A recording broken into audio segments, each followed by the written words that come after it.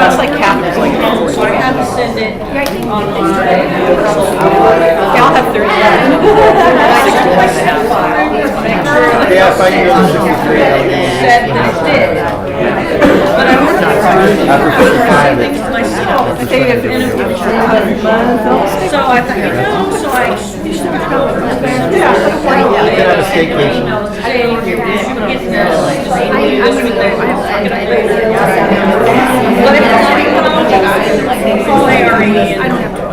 Of course, I don't need to. Thank goodness I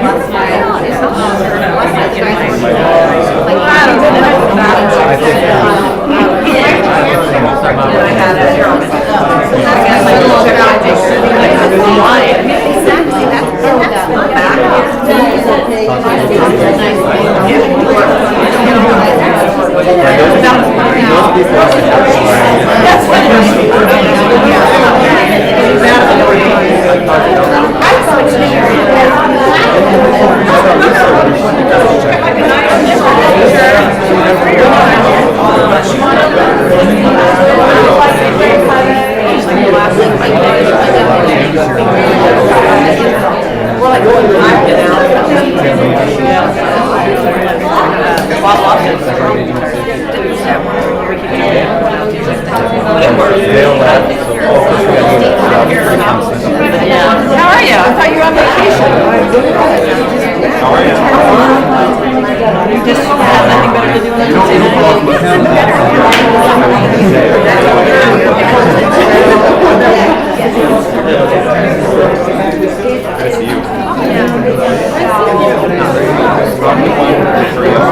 They said it.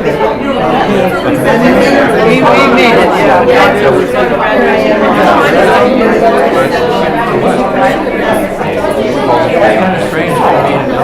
Graduation number 9.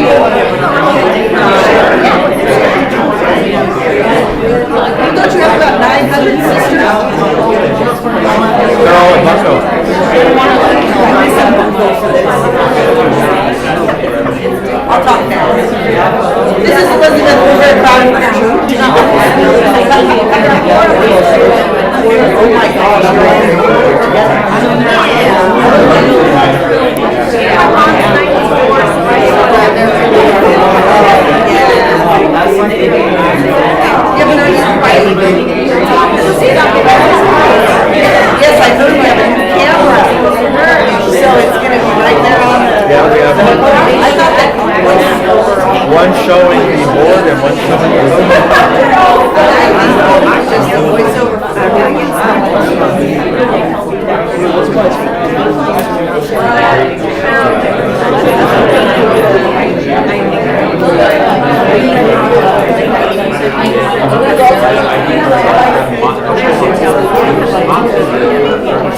I don't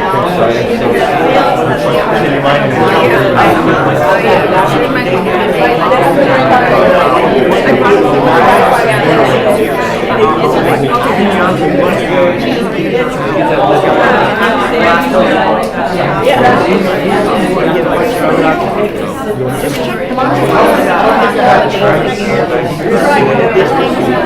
I go out to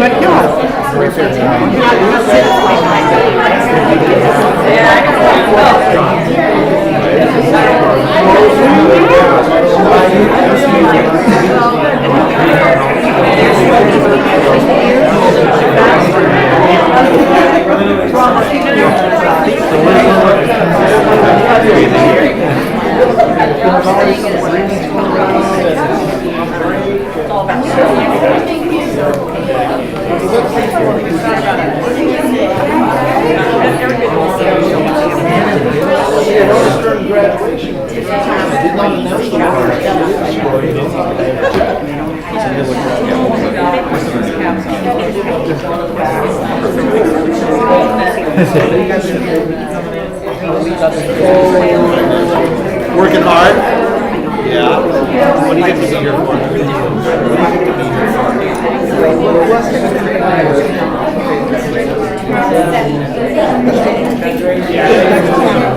Awesome. Yeah. Don't ask her who's next.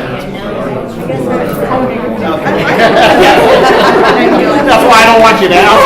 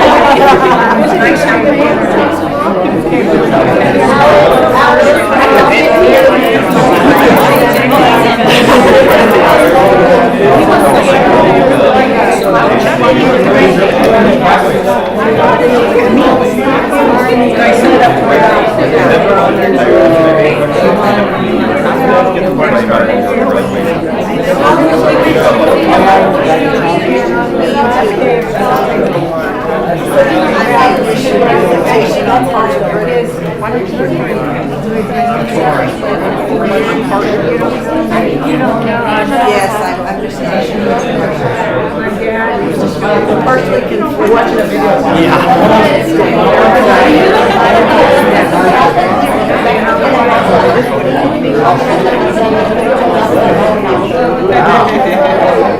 Play by the finger. That's awesome. Never know who you're going to meet, huh?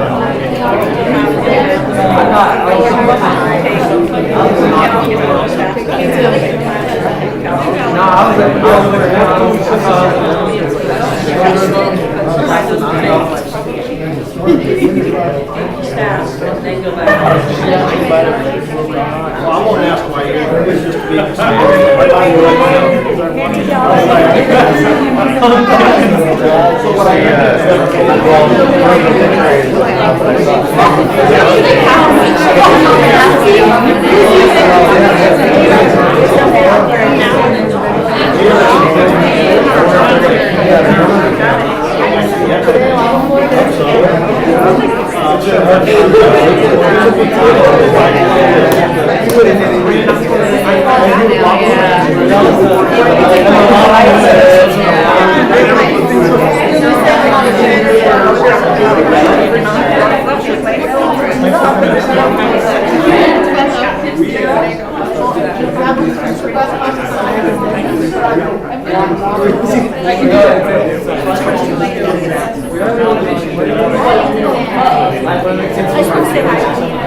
I'll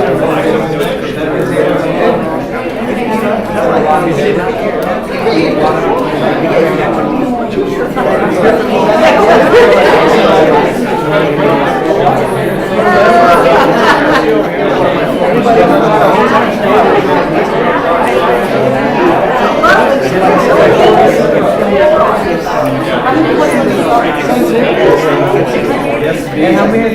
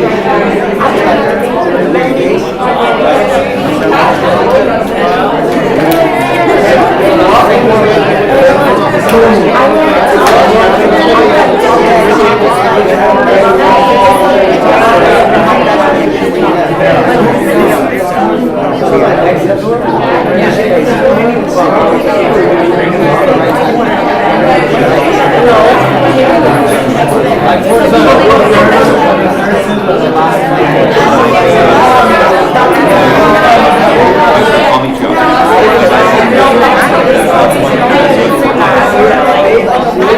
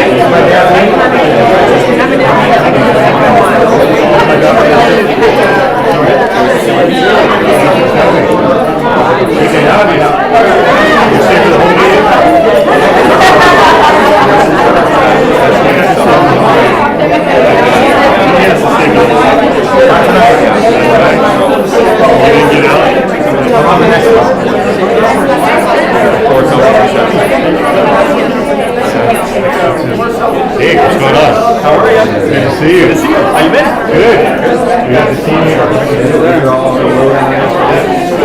to see you. All of them. Very nice. Getting close to graduation. How many days you wake up? 9 days I wake up.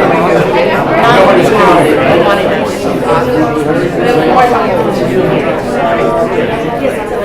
Just came in.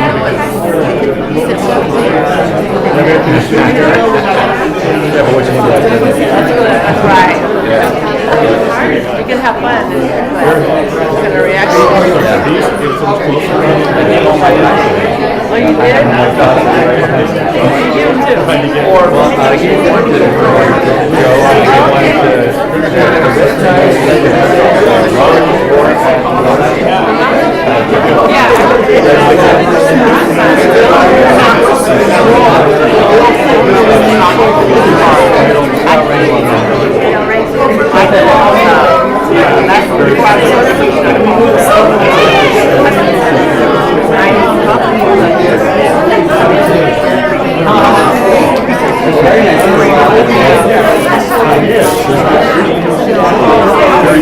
You too.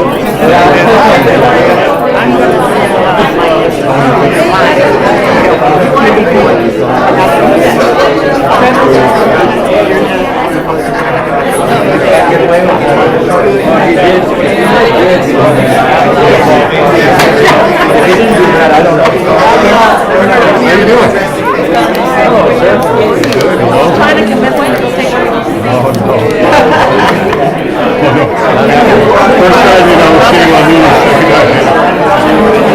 Thank you so much. This is summer rules. You know what?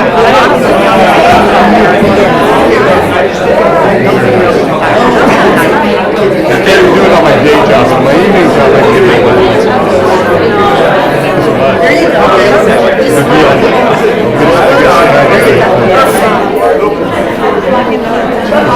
You know, there are exit pathways here. Fire safety. Hey, how you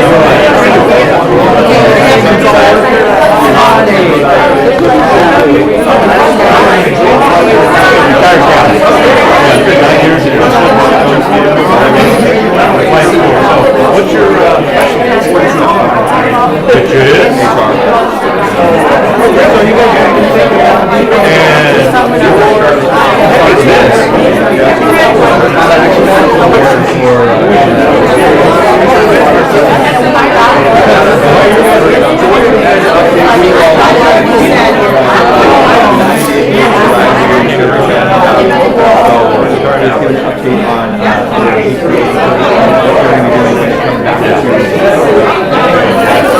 You're with him?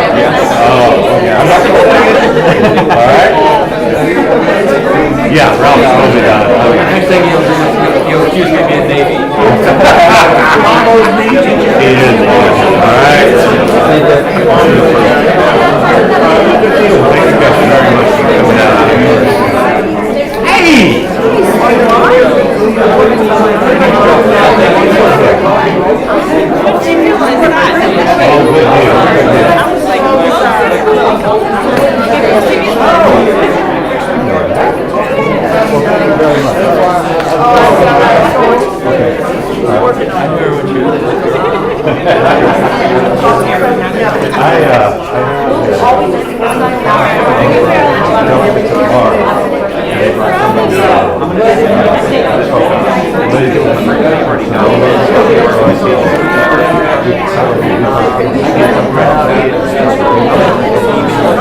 good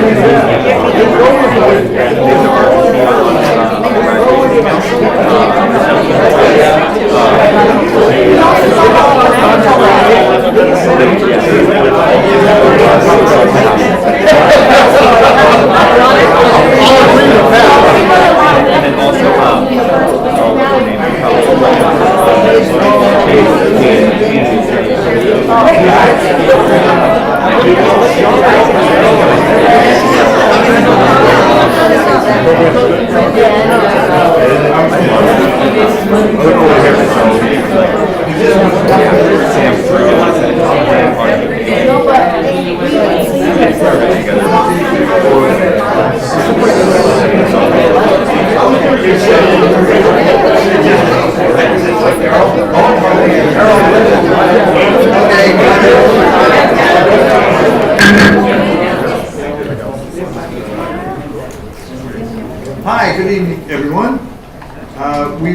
reconvene from closed session. I do need to announce that the meeting is being teleconferenced with board member Darrell Talkin, who is in Palm Desert, California. And we're all adults.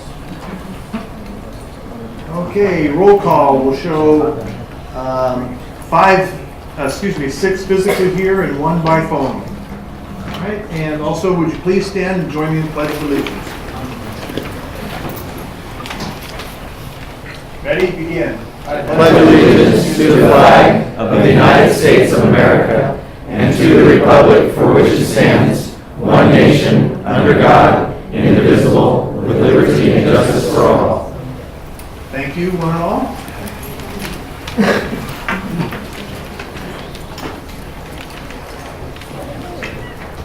Okay, at this time we're going to report on actions from closed session. Under personal matters, we have a high school assistant principal position. George Neely motion, Gary Connexted seconded, and the board approved the placement of Julie Hummel as high school assistant principal at Bear Creek High School, effective date to be determined by the following vote. Ayes 7, noes 0. Also under personal matters, we have Ron Freitas motion, Gary Connexted seconded, and the board approved the transfer appointment of Nicole Bertar as high school assistant principal, McNair High School, effective date to be determined by the following vote. Ayes 7, noes 0.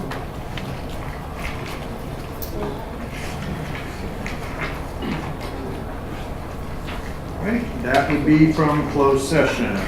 All righty, at this time we have a recognition, and I'd like to call Deborah Ladwich forward, please.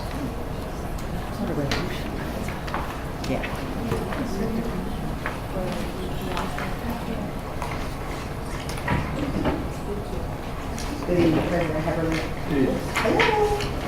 Hello. The light's on. Can you hear me? Go ahead. There we are. There it goes. Okay. Good evening, President Heberly, members of the board, Superintendent Washer.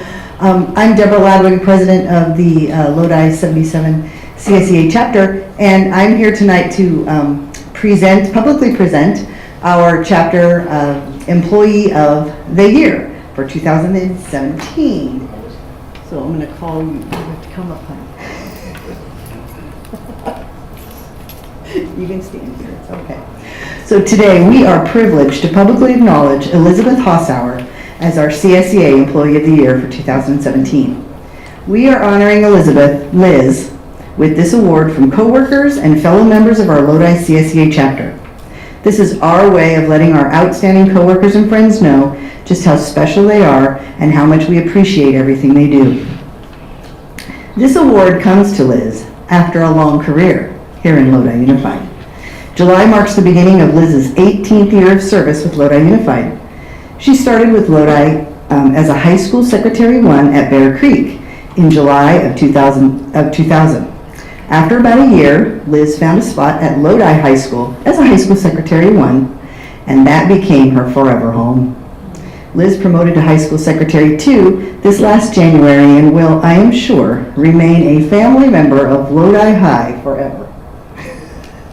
This nomination came as recognition of Liz's great work with the staff and students of Lodi High School and her ability to make personal connections.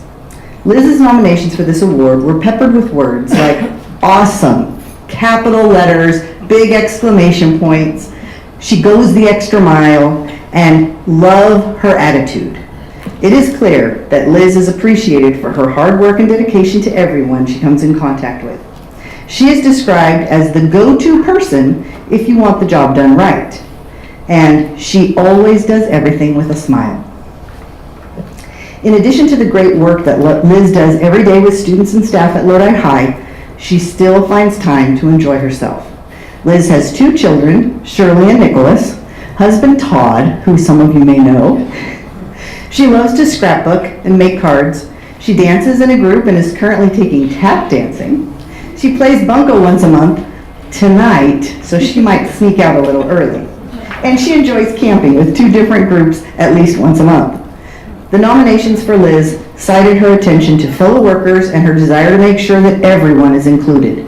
Liz makes sure that her fellow CSU members are kept up to date on chapter activities, and she watches out for folks who might need a helping hand and is always right there ready to help.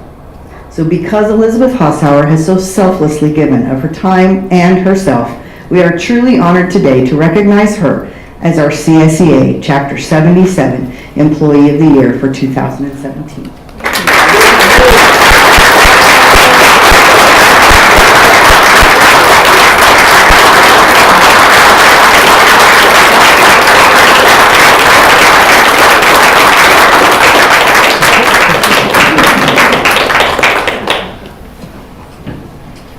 Wow, that was awesome, thank you. Who is that girl? Thank you. Good evening, President Heverly, Superintendent Washer, and members of the board. Whew, let me take a deep breath. Thank you, President Deborah Ladwig and Chapter 77 for choosing me as your 2017 Employee of the Year. As Deborah said, I've been with Lodi Unified since 2000, starting at Bear Creek High School as a high school secretary, then transferring to Lodi High in 2001. Lodi High and I go back a long way. Not only did both my children graduate from Lodi High, Shirley and Nicholas, but so did Todd and myself. I won't tell you the year. Since I started working at Lodi High, it has always felt like I've been working at home. I'm very fortunate to work alongside the best classified staff at Lodi High. The majority of the staff I work with are some of my greatest friends, and I consider ours to be the best team with Lodi USD. Thank you to those that are here. I truly appreciate your support. I appreciate my family support too, my in-laws, my daughter, my husband. I'd also like to recognize our great administration team, Bob Lofstead, Angela, Chuck, and Rich. Thank you. I'd like to thank them for their leadership and their constant support of me. Once again, I'd like to thank CSEA for this special honor. Thank you.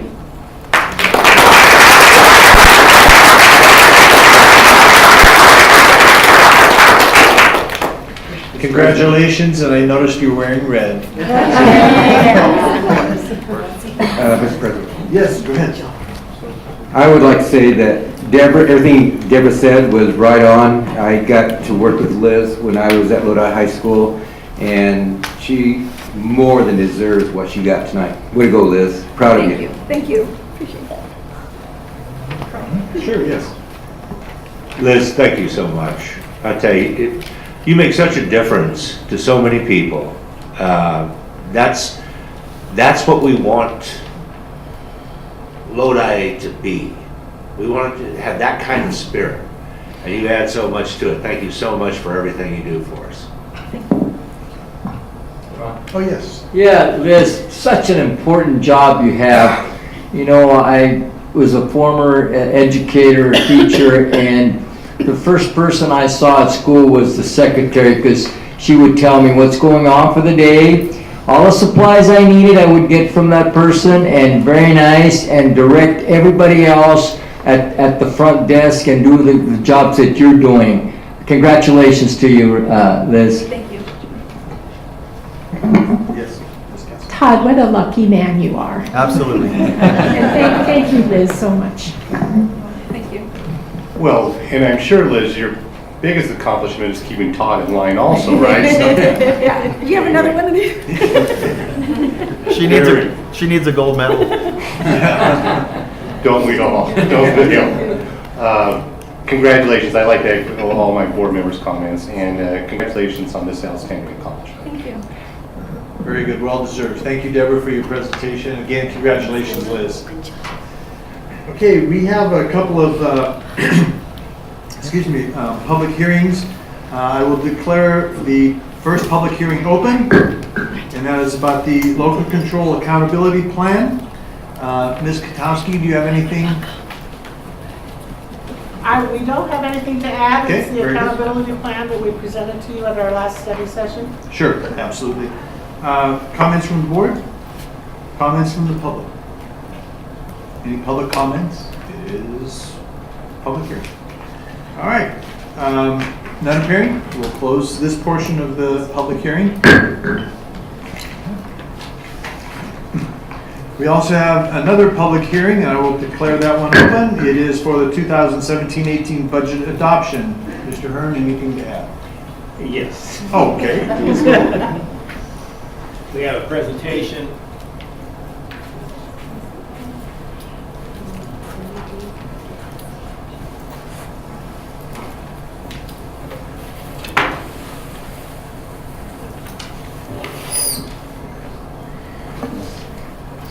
Of course, we have Angel Vernon up here, our Director of Budgets, when you get the real detailed questions.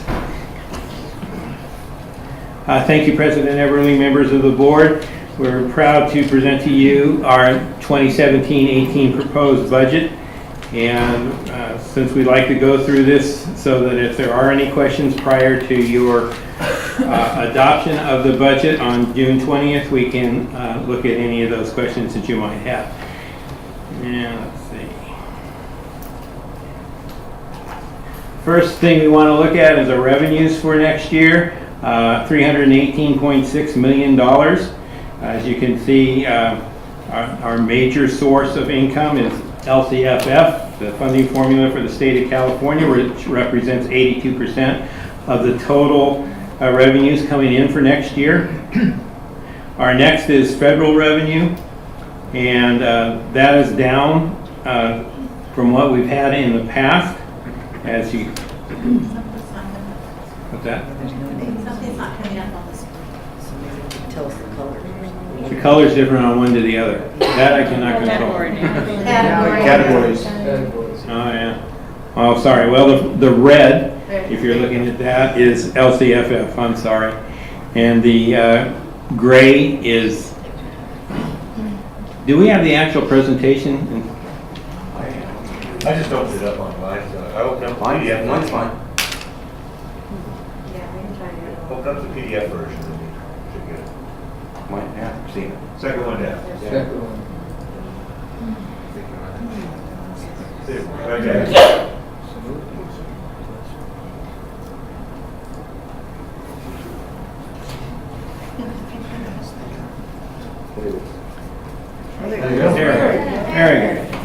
Federal revenues are down somewhat for next year. And other state revenues is our next one, which represents 12% of the total budget. And then our other local revenues, which are mostly rentals and so forth of our properties and so forth. The good news for this year and going into next is our enrollment is up. It has far surpassed what we had anticipated, and it is actually equal to, well, I will go into that later, but it shows that we have grown. As you can see, it went along as it normally has in the past few years, dropping when we get into December, January, February, but we stayed well above the current 4 years prior to that. And we'll have some other comments on that as we move along on the presentation. Our expenditures, again, our largest percentage of expenditures is 43%, which is 1,000s, which is our certificated employees. Our 2,000s, which is 15%. 3,000s is 25%. And that is because, and again, we'll be discussing that, is the increase to our retirement systems that the district makes contributions to. The 4,000s are down by $4 million from the previous year. As you recall, in our previous years, our last 2 years, we've gotten a lot of one-time dollars from the state, and those went into expenditures in the 4,000s, which are mostly instructional supplies. And so that is down from the prior year. 5,000s is 10%. 6,000s is less than 1%. And our net indirect debt service is less than 1%.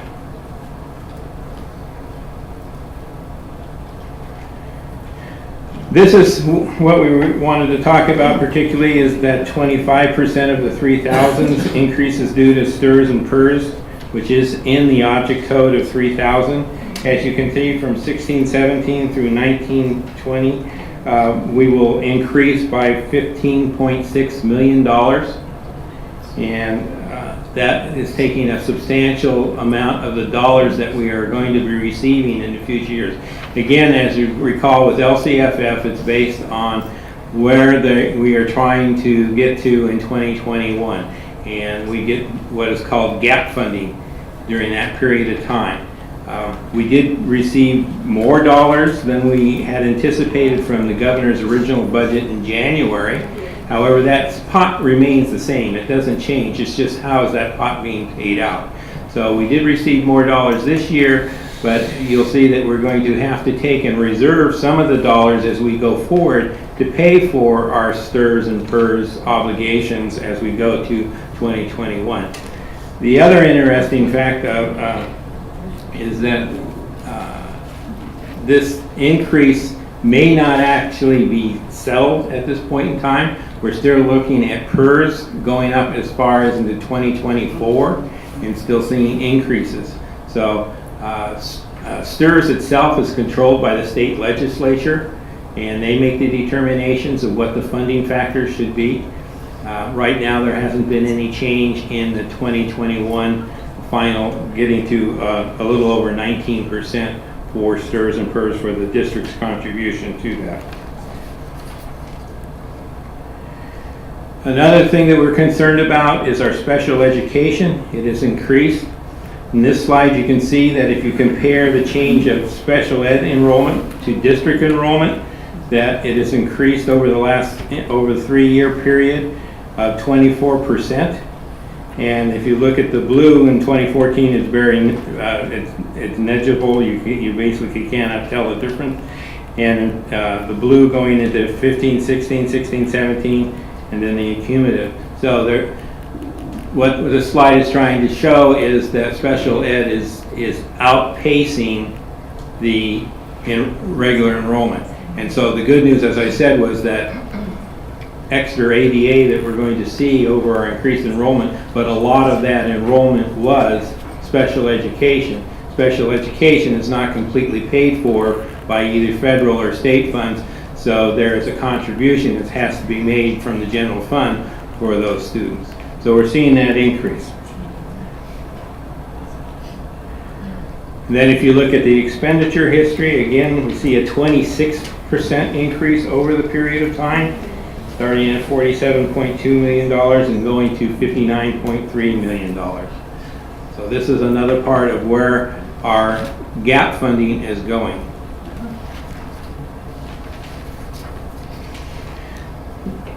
We always talk about our ending fund balance and where that lies. This is what we're required to do, is to designate where every one of those dollars goes as far as what we have in our reserves. Our contingency reserve of $500,000, our designated for economic uncertainty, which is 3% and which is required by the state, is 9.3%, or $9.3 million, sorry about that. We put in dollars for grade span adjustment. That's in case we get a school site that has an increase in a particular grade and we either have to hire an additional teacher or move that student or transport that student. Instructional material reserve of $2 million. Programmatic reserve of $1.4 million. Special education reserve of $2 million.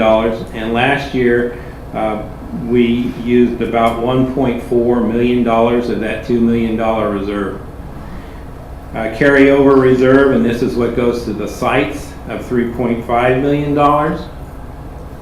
And again, sites are allowed to carry up to 10%, and sometimes even more than that if given special permission to do so, of their expendable funds. STRS and PERS reserve, as I was talking about, we're putting $5 million into that to help pay for it as we go into 2021. Anticipated settlement reserve and is at $13.8 million. And the mandated reserve for economic uncertainty is 9.3.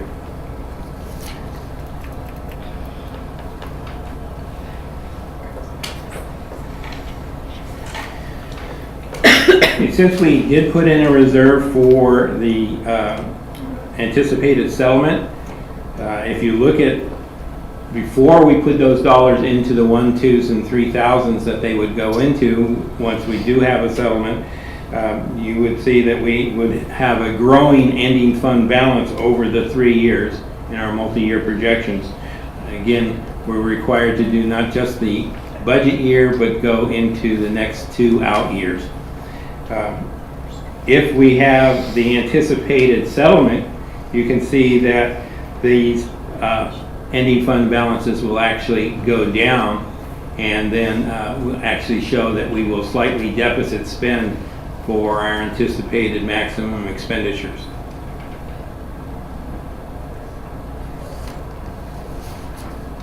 So if we adjust the ending fund balance to what we really have, we take the ending fund balance of $50.2 million.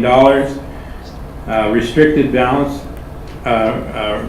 is those funds that have to be used, and these are usually federal funds, so that they cannot be spent except on what they were designated for, of $1.5 million. Our carryover, again, those go over to our sites.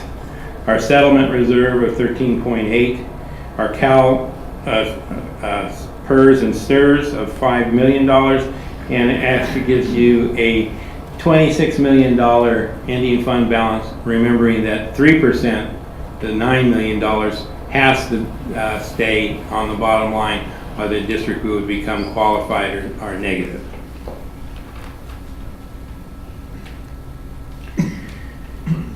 The budget summary key assumptions and our concerns, our enrollment is increased, as we said, and that's a typo. It shouldn't be 9-10, it's actually 10-11. So we are back to where we were in 2010-11, just about when the full impact of the recession hit.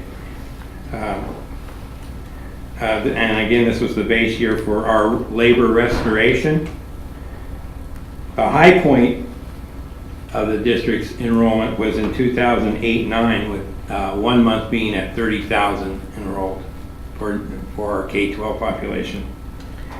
Multi-year projections show funding of the remaining gap funding for LCFF. This funding will be needed for future labor retirement costs for 2018 through 2021. My editorial on the budget is that to a certain extent, it's built on a house of cards as far as the state's concerned. It's based on the anticipation of capital gains that would far surpass any of the recent years that we've had. So, do have concerns that the state will find itself after this next year that they may not be able to fully fund that gap funding and our deficit as we've gone through before. And so we'll keep our fingers crossed. So we're going to hope that the Department of Finance and the governor knows something that we don't know about capital gains. But the assumption is that if the tax breaks on the federal level come up, that people will sell their stocks, and that's where we get most of our capital gains from. And so if that occurs within this next year, then possibly they'll be able to get those anticipated revenues.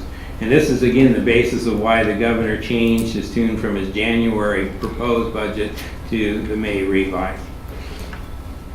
Our other concerns, as we indicated, with special ed costs continue to rise. $1.4 million from reserve, as I said, in 2016-17, and we had to put in an additional $1 million for the next year's budget of 17-18. And I already talked about the capital gains. So now we're ready for questions from the public, and then also anyone else. Okay, board questions, comments? Just out of curiosity, why is special ed going up so much? That's a good question. Mr. Knaxak, members of the board, it is a trend that's not only happening in Lodi Unified, but is something that lots of school districts are experiencing. However, we seem to be experiencing it a little bit more in Lodi Unified. Not only the number of students coming in but also the referrals and the number of students who are actually qualifying for special ed, not as just new students coming to the district. So those two pieces are contributing, and expenses, of course, some services are going up. So it is I want to say our general fund contribution is probably close to $20 million by now. 17, 18, somewhere in there. So is the rules for declaring somebody a special ed student, has that changed in recent years? I wouldn't say the rules have changed. I would say that categories such as autism have become more known and more apparent, and so children maybe are being identified that perhaps wouldn't have many years ago. I got it. Okay, thanks. Yes. Yeah, Tim, thank you, Angel, for your presentation.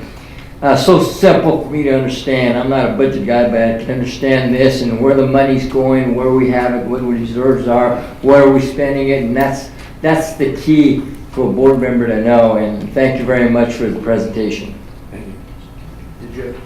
Yes, I would echo my colleagues' comments. Outstanding job once again, Tim and Angel. Maria, I'm sure you're watching this online, but I'll be supporting this, and because of your outstanding work and the faith I have in what you do. Thank you very much. Thank you. Tim and Angel, great job again. I'm going to be talking about this a little bit more when we get to it, but I went to the delegate assembly, and it was a lot about finances, and I got to talk to a lot of districts. There are some districts out there that are some tough financial times right now. There's cuts going on, layoffs, teachers are happening.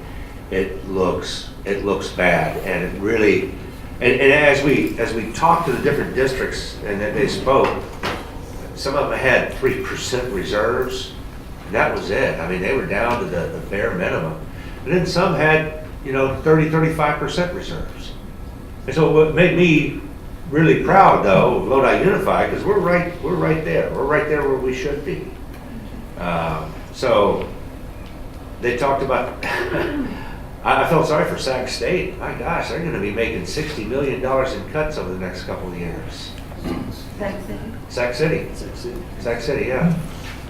There and Folsom and Oakland and just district after district. It's just tough times. So you guys have done a fantastic job. Thank you very much. You sure make it a lot easier for us. Appreciate that. Thank you. Yes. It certainly speaks to how in the next couple of years we're going to have to deal with this with a great deal of caution because of those increased, especially the STRS PERS and the special ed. So it's not like you can even begin to say that things are going to get better. Is that fair to say? I would agree with that statement. Yeah, it's pretty dismal. So, but thank you so much for all your work and putting this together for us. Thank you. And I wanted to also mention that when we went to the school services May revise meeting, they were saying, sure, in some categories more money is coming in, but then in other categories that money just diverts and goes right to that, whether it's retirement or special ed. So it's kind of a giveth and taketh away kind of thing, and we're lucky that we can kind of balance it to where we are without making cuts and just kind of hold on. So thank you for your diligence and keeping a firm handle on where we are with the budget, because it can easily slip, especially when you're talking the state legislature. Whoops. Yeah. All right, any other comments from the board? It is a public hearing, so open it up to the public. Any comments, questions, concerns? Not concerns. All right. One other thing to add, President, Sure, go ahead. is that the budget does match the LCAP. That's the intent of the LCAP, is that we show the various budgets for each one of the actions that the LCAP would have. And so the documents match. Angel and her crew spends a great deal of time making sure that the two are balanced. So. And one other thing that I didn't bring up, and again, it's this thing of stirs and purrs and getting and actually taking away from what the governor's original concept was for LCFF funding. And that it was originally supposed to get us to 07 funding. And when you look at real purchasing power, even if we get to a fully funded LCFF funding formula, we will be 9% less in buying power than we were in 07. So, and again, we're not fully funded at this point in time, so we're well higher than that 9% of the actual funding that we had in 07. There was another point about the deferrals that was at the May revise that would be due in May of what year? Well, that has been postponed, or it's not. They took that one off the table from the January budget, which was a good thing. We were going to get into funding money again. Yeah. All right. Again, public. All right. At this point, I'd like to close the public hearing. All right. And we have another public hearing. And I will declare that one open. It's about the spending determination with respect to fiscal year 2017-18. Monies received from the Education Protection Account, EPA. And Mr. Hearn, do you have anything to add for that? Nothing to add to that. Okay. Comments from the board? Questions? Public, it is open for you. Questions, comments, concerns? All right, none seeing. I will go ahead and close that public hearing. Thank you very much, and we will move on with our agenda. Next up is Superintendent's Report. Thank you, Mr. President, members of the board. We have some pictures to show you. Let's see which one comes up first.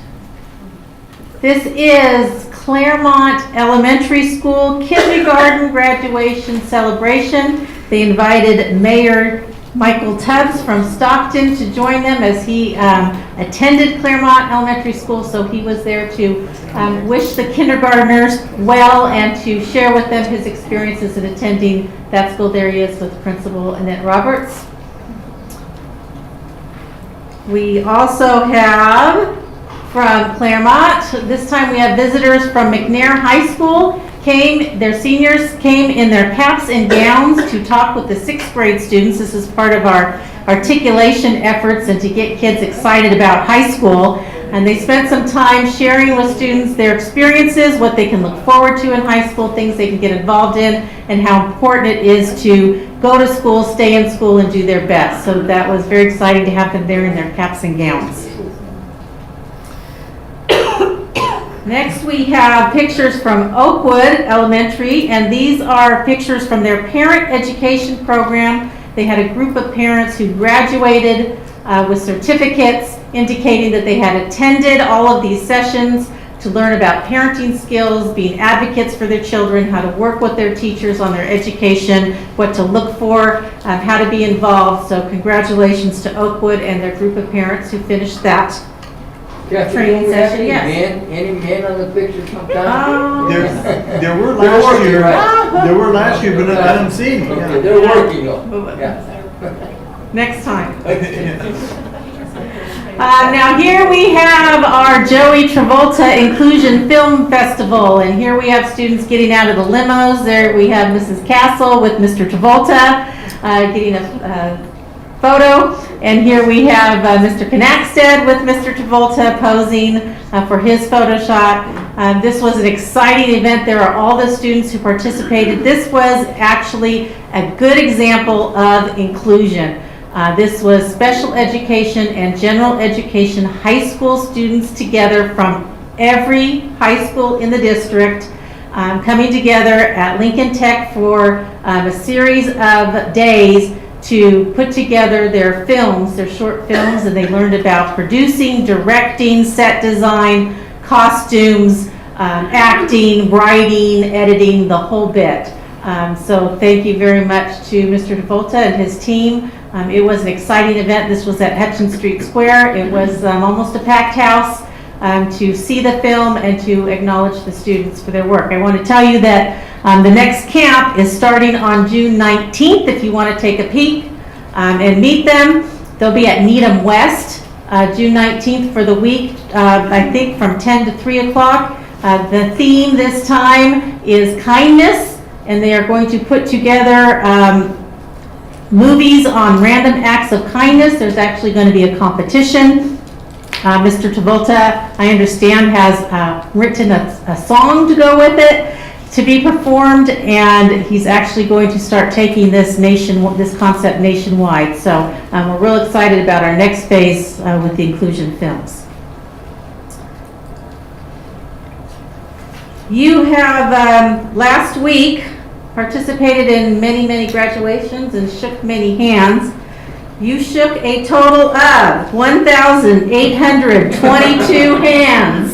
So congratulations to our board for graduating almost 2,000 students this year. That's quite an accomplishment.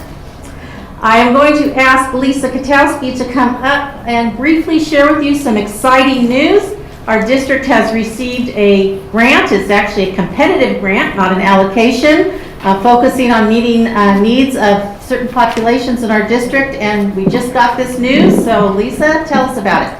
Yes, actually we participated in the California Learning Communities for School Success Grant Program. We submitted our application about a month ago, and we heard yesterday that we received the award of $1.6 million to be spent over the next 3 years. So that's pretty cool.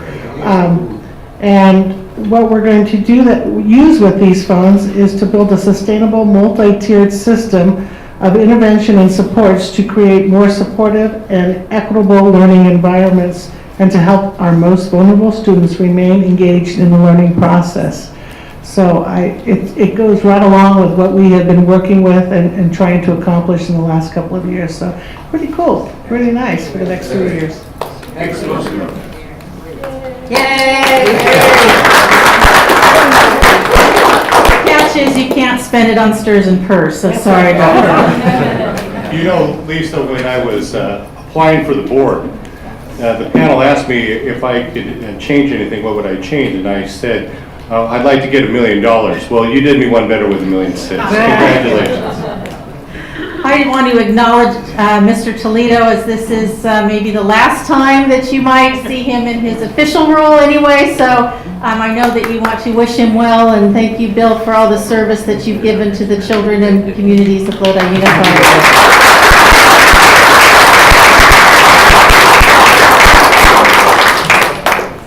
I would like it noted that he's not wearing a tie on his last Would you like me to write him up for that? No, Gary, you should donate yours to him. Done deal. And Mr. President, if it's okay with you, since we are going to be moving into public comment soon, I would like to invite Mr. Womack to join us at this point and share with us what you have and do it under the final piece of my report. Oh, thank you. Welcome, stranger. Yes, good evening. Good evening. President Heberly and honorable board members, Dr. Washer and your awesome staff, and to all of you in the audience and who might be live streaming tonight. 2 things. I'm here to talk about the enjoyment of being a mentor and then a call to action because more mentors are needed. And I've had the privilege of working for the District Attorney's Office for about 2.5 years in a program called Project Navigate Constructive Change. And that change emphasis, a lot of that was mentoring. So I've had the opportunity, the pleasure of working with a lot of kids and giving them some guidance. And so a lot of times people think, well, this mentorship, this must be a really difficult thing, or how do you define it? And it really is simple. We have a lot of youth in the community who need to have a responsible adult giving them guidance and being there for them, listening to them, and not judging them because they'll come up with some comments or ideas once in a while. You go like, whoa, I don't know about that. But you don't judge it because that's their thought processes and that's how they've been influenced.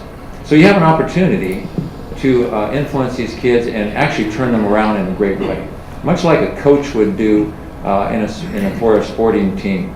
So you can be your own coach and do this. So One of my clients who I worked with for more than a year and a half was in the process when the brand new Discovery Challenge Academy came along.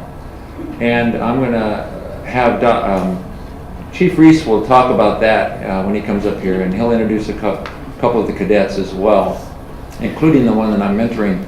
So I'm very fortunate that it came along when it did, and that I had a client who wanted to go, with a little bit of push and encouragement and what have you.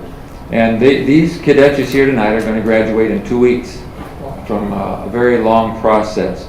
So the second part of what I want to talk about is just a call to order.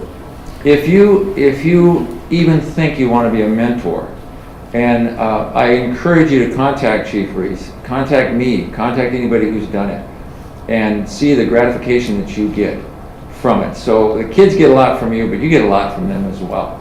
And I'm going to ask Tammy Dillon to come up here and talk, because I have one youth that I'm mentoring. She's mentoring 2 girls in the academy that's about to graduate. So that's my perspective on it. And Tammy, maybe you could as well. Good evening, President Heverly, members of the board, Dr. Washer. I have to brag a little bit about these students here, because Liberty High School sent 5 students into Discovery Challenge Academy, and that is more than any school in Northern California. The highest school that sent any students to Discovery Challenge Academy is Lincoln High School in Stockton, who sent 2. And Little Liberty sent 5. And not only did we send 5, but all 5 have made it through the entire program. It's a tough program.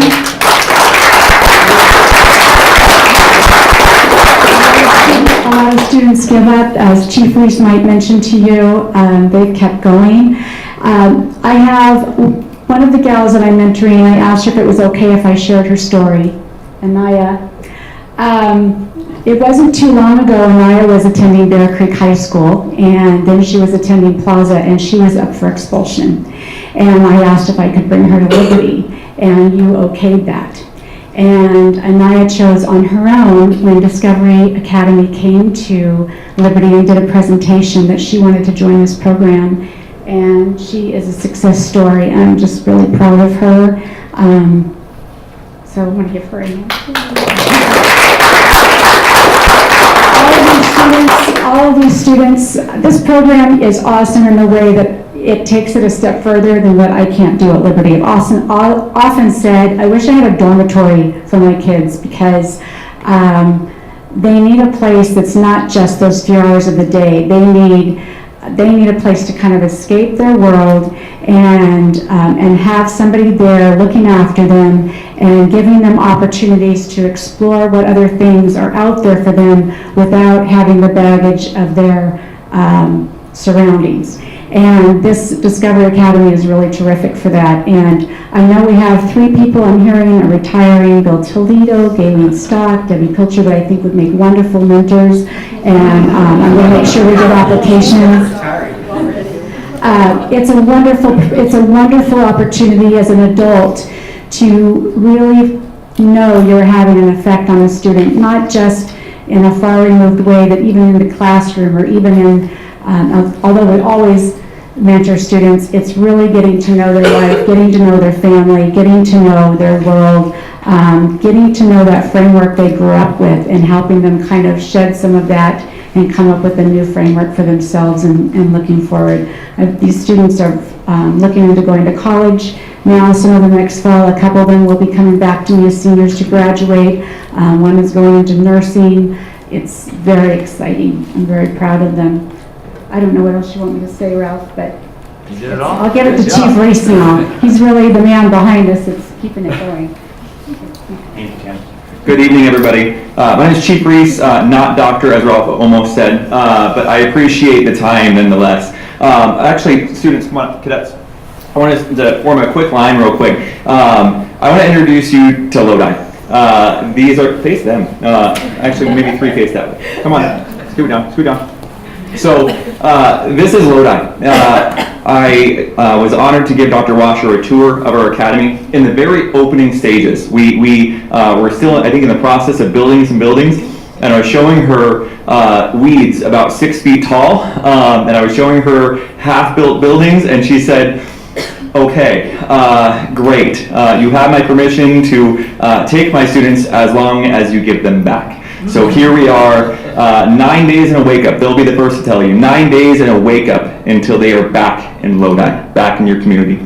But real quick, I just want to show you kind of what we've done with them in the process. So Cadet Rivera here also came from Liberty. What was your GPA prior to coming to the Discovery Challenge Academy?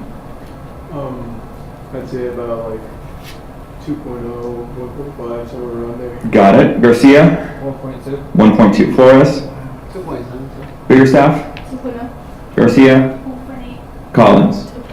Roger that. And today, 9 days in a wake-up away from graduation on June 17th before they come back to Lodi, what is your GPA? 4.0. 4.0. 4.0. 4.0. 3.8. 3.8. 4.0. 4.0. 4.0. 3.6.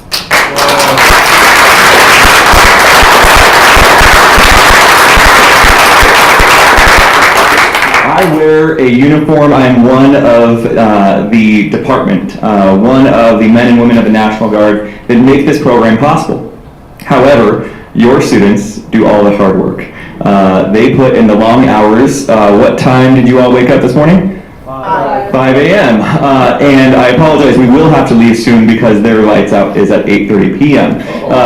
So every day they get an hour of study hall. Every day they get the leadership and the mentorship. And again, they put in all the hard work. So I just want to, again, extend the offer of the invitation to come out, just like Dr. Washer did, see the Academy for yourself, see it in action in the next 9 days in a wake-up, to see the students in their natural habitat as it is right now. But I'd also love to extend the invitation to our graduation on June 17th at the Mount Hope Theater. Ralph Womack has assured me he'll get you all the information no later than tomorrow at 5 p.m. He's not on the payroll, but I'm kind of his boss. Just kidding. No, he is mine. And all of you, I know the call to mentor was there, but let me just extend it again. You may be thinking to yourself, what does a 30-something-year-old board member, what do I have to offer a young man or woman who is struggling in high school, who is behind in credits, who is unsure of what's left or what's right or where to go from here? What do I have in common with them? Well, surely, hopefully, you yourself have had a struggle along the way. And if you had that struggle, maybe you have worked it out yourself. Maybe you've had somebody come along your side and to lead you into the right direction. And maybe you have extended that to your sons or daughters. I'm offering you another opportunity to do that for young men and women who may not have that someone in their life. We have in our program today 6 students from the foster system. We have 2 homeless youth. We have individuals that have made the conscious decision to drop out of high school, and they may or may not have that person there for them. So again, just like Ralph and just like Tammy said, please, if you have a little time to give, if you have passion for the youth, which so far in the room I've seen, your passion is from the top down in your leadership, which I definitely appreciate. So if you have extra time to give, especially for the retirees in the audience, we would love to see a mentor application. Of course, my information is with Ralph, and he'll make sure it's extended to you. Pending your questions, I thank you so much for your time. Great.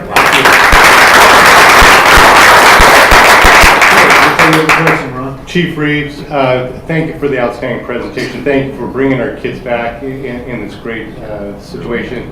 And cadets,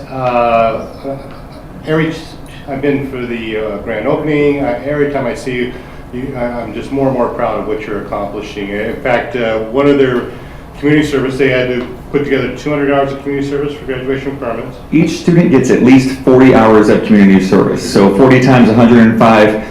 I'll let one of you do the math. You're the educators. And I'm a lawyer, so I don't do math. But anyway, was that they worked at Ag for us at there. So, and they're giving back to the community. But outstanding job. We couldn't be prouder of you. We're going to be even more prouder. We're going to be at your graduation.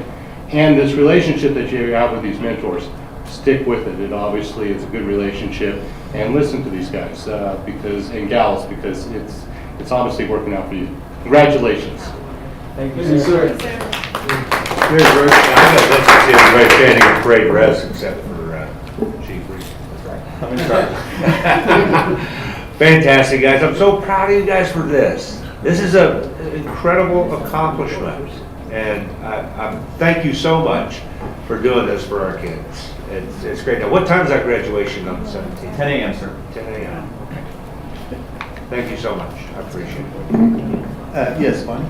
Yeah, I actually have a couple questions. So is there a grade level or an age for admission? Yes, ma'am. So we serve at-risk youth who are behind in credits or who have made the conscious decision to drop out between the ages of 16 and 18 years of age. So our next class, we have 2 cohorts every year. Our next class starts on July 16th. If their 16th birthday is on July 16th, they're eligible. They could be 18 as well on the first day and turn 19 within the program.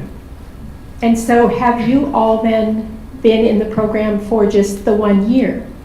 For 5.5 months. Yeah, so Just 5.5 each months? cycle is 5.5 months. Oh my goodness. Well, that's just so terrific that you have totally transformed your GPA and probably your passion for education and for life, I would think.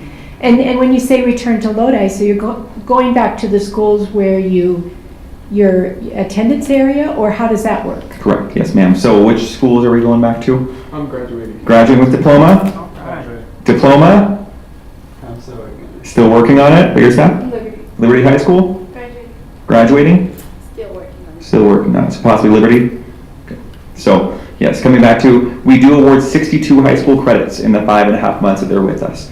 So some of them will be graduating with diploma, but the rest will be coming back to their schools. Yes. Well, thank you so much for coming and talking to us. This is immensely heartwarming, and I'm so glad to know we've been hearing about the program, but to see you makes a big difference. So thank you. Thank you, ma'am. Thank you, ma'am. Thank you. I just wanted to have a couple of comments too. It's one of those things that is kind of an awakening for some people is to realize that there are people there that care about you and are pushing for you. However, you also made the conscious decision that this was a path for you to take. My colleagues have used the word proud. I'm proud of the idea of another avenue for kids to find a direction, find a purpose. But you should also be proud of yourselves. Look in the mirror and think about where you were, think about where you are, and where you're going to go. And you should be doggone proud of yourselves also. Thank you for the program. I appreciate your work and all the mentors' work.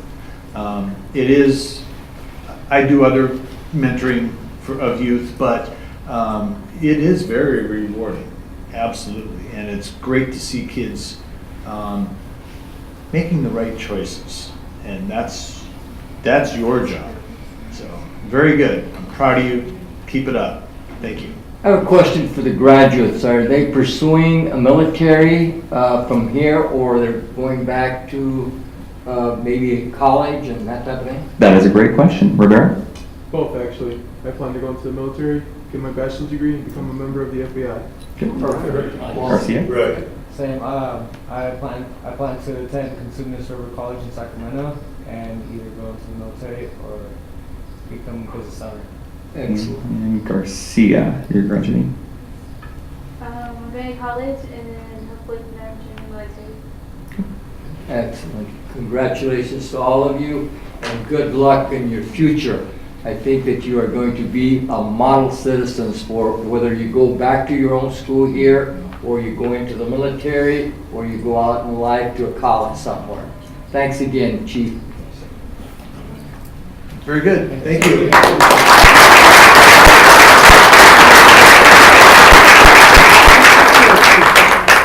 And I wasn't kidding about the bedtime, so we do have to leave. You are dismissed. No. And I have bedtime too. Yeah. You're going to stay with the crowd? All right, very good. Is that superintendent report wrap up? Okay, very good. We are now at public comments. A 20-minute time period has been set aside for the public to address the board on items not listed on the agenda. Each public speaker shall limit their comments to 3 minutes. You are welcome to distribute any materials to the board and/or staff. However, due to restrictions imposed by the California Brown Act regarding discussing topics that are not on the agenda, board members may not engage in dialogue about the issues. So, public comments, please come forward. I do have one green form. We'll go for this one first. This would be for James. Come forward.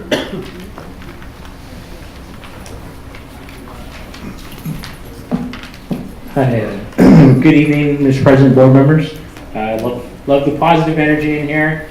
Yeah, I hate to be kind of the bearer of, I guess, not bad, but I guess maybe less loving energy here. But these are the things we do for our kids and for the cause, I guess. So I'll try and be as concise as possible. Could you state your name, please? Yeah, my name is James Campero. I'm a resident of Lodi and a proud parent of 3 wonderful girls, 2 years old, 8 years old, and 10 years old. So ever since we moved here, our kids have been on an inter-district agreement with Larson Elementary School. And my kids loved it. They're thriving there. They're doing great. And about a month ago, we received a 98 denial letter. And so that's one of the primary reasons I'm here. It was just like a punch to the gut, that kind of deep down pain, kind of a terrible, helpless feeling when it's your kids and there's nothing you can do about it. So try to be positive.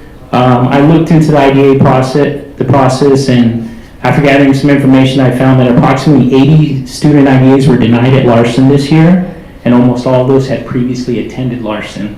And the largest number was 23 students that are incoming, I guess, going to be 6th graders, which includes my daughter, which was more concerning because that's essentially, that means for those 23 students, they're going to be at 3 different schools in 3 years.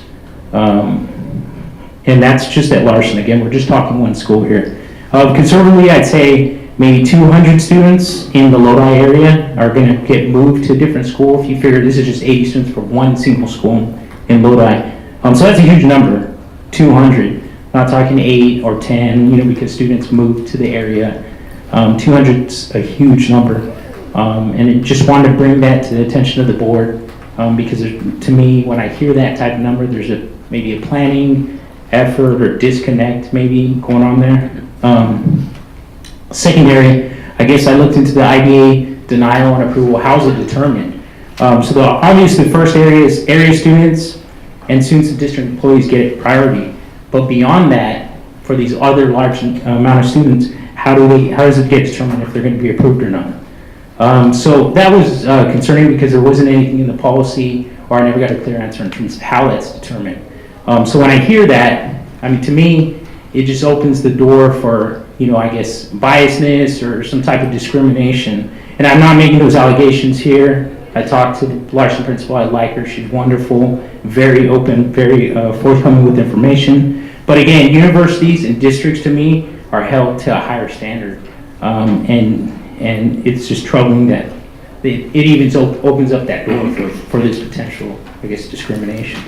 Again, I don't like to bring problems. I know I'm here. I don't like to bring them, especially without solutions. So that being said, one of the things that I thought, if IDAs are approved, to me they should be approved for the full duration of the elementary school. It shouldn't be year to year if at all possible. And then if they are approved, I feel like they should be considered part of the school. Like my daughters, my understanding was, especially for my 6th grader, there was 23 IDA students and they weren't, I guess the district didn't provide the teacher for those extra students because they're not considered part of the school. It's just, when I hear that, to me it kind of reflects that that's in the best interest of the district as opposed to the best interest of the student, which I feel like should be one of the top priorities there. So it just seemed a little wrong, a little backwards. So I'm not trying to cause problems or anything. I'm just trying to bring the attention of this potential problem. And I guess the last thing I would add is, to me, I teach my kids to be kind and have courage to do what's right. And I got all girls, so I also teach them to stay away from boys. But I would just ask you to do the same thing. Be kind and have courage to do what's right. And thank you. Great. Thank you so much. I wish I could engage, but I can't. Yeah, no problem. anyway, thank you for your comments. Sure, and if I can get any additional information or some feedback, I'd appreciate it. I'm willing to come back the next meeting, or anytime, closed session or what needs to happen, just to discuss the issue. Very good. Thank you. Thank you so much. Are there any other public comments? If so, please feel free to come up to the podium. There are none. Okay, there are none. Alrighty. We are now on consent agenda A, which is routine business. Board members, are there any items you'd like to be pulled for further discussion? I would like to pull item A6 for questions. Anything else? Members of the audience, would you like to pull any of the consent agenda A items? None showing? Mr. President. Yes. I move to approve consent agenda A, remaining items. All right, and Mr. Neely seconded it. We will have to do a roll call vote this evening. Okay, Mr. Freitas. Aye. Connected. Aye. Neely. Aye. Heberly. Aye. Aye. Aye. All right, very good. Aye. I was just getting to you. Very good, thank you. We still have you on board, that's a good thing. For item A6, Lisa, I did have a question. Yes. On the materials, when the Calculus AB and Calculus BC courses, it says that it's initiated at the district level. Correct. Okay, can you kind of explain to me how, what, we already have those courses, so I guess I'm looking for what's the difference?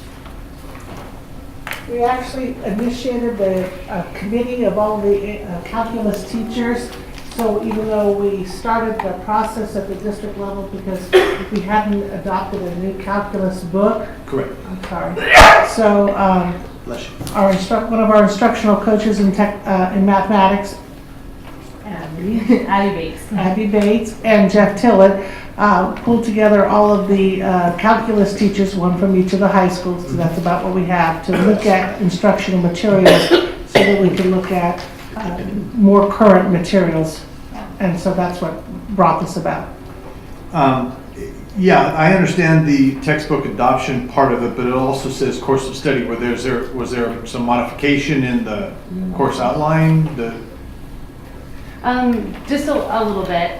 It was mostly they wanted to revise and update the course of study because with the adoption of the new text, there was also some minor changes to the AP exam in 2016, and so we wanted to make sure that our courses, are properly preparing our students for the AP exam as well. So therefore, an updated course of study. Perfect. Simple. Those were my questions. And with that, I will make a motion to approve item A6. Mr. Neely seconded. We'll now board vote. Mr. Freitas? Aye. Connected? Aye. Aye. Neely, Heberly, aye. Mr. Nava? Aye. And very good. Mr. Tolkien? Aye. Very good. All right. Item A6 is also approved. We are now on consent agenda B, student discipline cases. Any Mr. Chairman, discussion? Yes. I'd like to pull item B12, 1617, 1177 for a modification. Okay. And I think I would like to make a motion in case it doesn't go through, then we can vote on the whole shebang. If that's Okay, possible. go ahead. I'll let you Okay, I continue. move that we have a 1 semester expulsion would be the first semester, and modification for 1617-1177. All right, is there a second? A second. Second. Okay, we have a second by Mr. Connexted. The board will vote on this modification. Mr. Freitas? Nay. Mr. Connexted? Aye. Neely? Nay. Heberly? Aye. Nava? Aye. And Ms. Castle? Aye. Okay, and Mr. Tolkien? Aye. All right, that motion is approved. All right, and we have the rest. Mr. Chairman, Yes. I move that we approve the rest of the discipline cases on agenda B. Second. And Seconded by Mr. Freitas. Again, roll call vote. Board members, Mr. Freitas. Aye. Connexted. Aye. Neely, Heatherly. Aye. And I. Very good. And Mr. Copeland. All right, it passes 7-0. Thank you all. All right, other action items. And this one is Mr. Hearn. Thank you, President Eberly, members of the board. As you know, when California decided to increase taxes to support education, the Education Protecting Account, the EPA, was created. The stipulation is that it must be 100% towards classroom education, as we budget the approximately $34 million, 100% towards the salaries of teachers and their benefits. All right. Board members, comments, questions on this action item? Mr. President? What's that? Ready for a motion? Oh, I was going to open it up to the public. Public questions, comments? None appearing. Mr. Freitas. I move to approve. Second. Second by Mr. Neely, and we'll do a roll call vote. Mr. Freitas, start us off. Aye. Aye. Oh, I mean, Sorry. Look alike. second by Joe. Sorry. Go on. Aye. Aye. And Mr. Talkin? Aye. That would be 7-0. Motion passes. Personnel matters. Board members? Move to approve. Second. All right, and roll call again. Start off, Mr. Freitas. Aye. Aye. Aye. Aye. Aye. Mr. Talkin? Aye. 7-0 passes. All right, we are now at communications employee groups. Who's up? Looks like Mr. Hunt.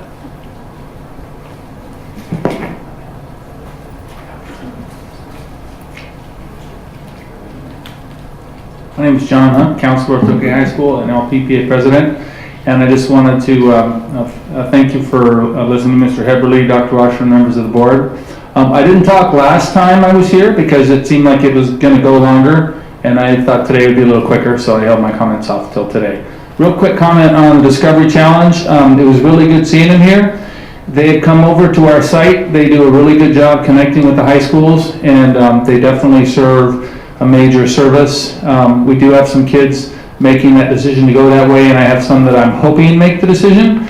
It's a pretty tough gig because they go live on the residence at the site, and they got to leave their house, and you know, that is a tough decision, but I think the ones that make it do a really good job because they're able to put their life together, and it makes a big difference. I just wanted you to know that high school counselors and the high school staff and teachers are very active in trying to find the right kids for that fit. The other thing, LPPA, just real quick, all year long, it's been our effort to try to be more visible, and we're going to continue to try to do that. We're available in the summer. We want to try to get involved in different activities throughout the year. I do want to comment on what I saw at graduation with the number of you that were there, and all year long I know that I never question your commitment to kids, and I don't think anybody in the room that I talk to ever questions that. All you guys up there have had major roles, and I know your heart is in it, and I just wanted to kind of make that comment. Also, LPPA, the elections pretty much same old for next year. And we did have 2 scholarships. I just want to let you know of both nurses. They got the two $2,000 scholarships LPPA gives out. So we're in it for the kids as well, and just thank you for your effort and your attention to detail and attention to all the activities that you guys get involved with. Thank you very much. Thank you, John. Any other employee groups?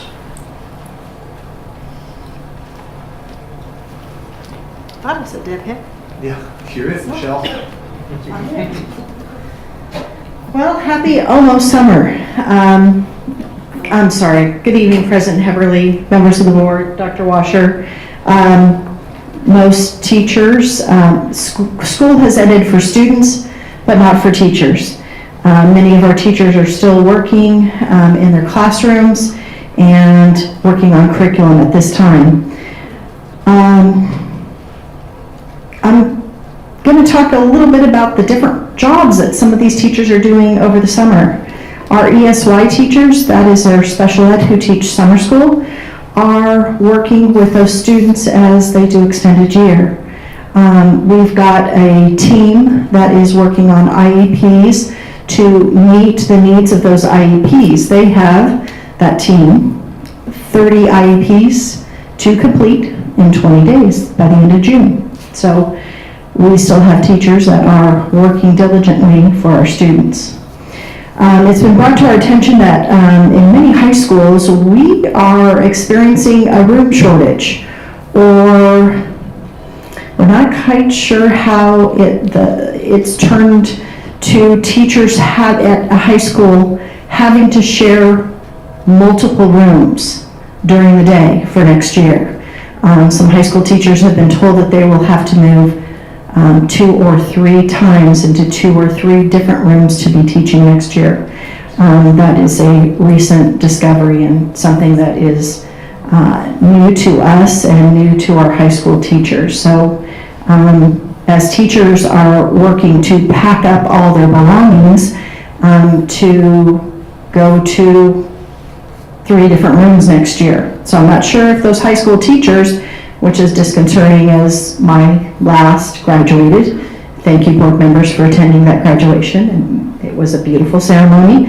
I can't imagine a high school teacher taking a cart up and down the hallway with all their materials to teach in another classroom. We have had some positive reactions to the upcoming professional development that is being offered to teachers.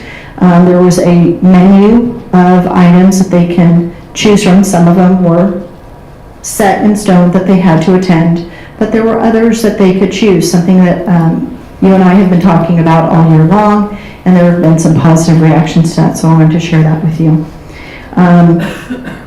We understand with this new rollout that new things and change is difficult, and the first time you try something, there's going to be bugs, and we understand, sometimes we see things in our mind as it's going to happen this way, but we don't understand really maybe all the nuances that aren't quite set in place, and we appreciate the recall of how the whole sign-in system was going to work. We continue this summer to work on issues with our teachers going forward to next year. And I look forward to continuing our discussions one-on-one with issues that come up with our teachers. I would say to the agenda items at the end of the night that the IDA policy might be a good subject to put on our agenda along with special education. Thank you, and don't forget to send your teachers happy thoughts as they're packing up all those classrooms.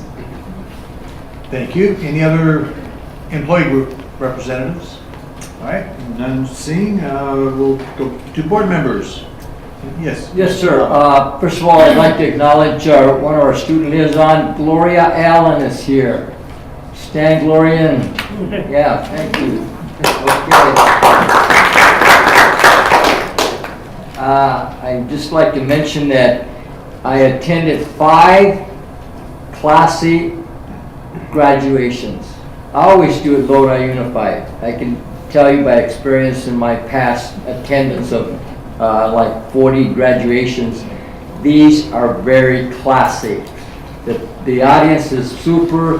The people, the principals presenting the students are great doing it. They're reading the names are excellent. Everything was really well, and I really enjoyed that.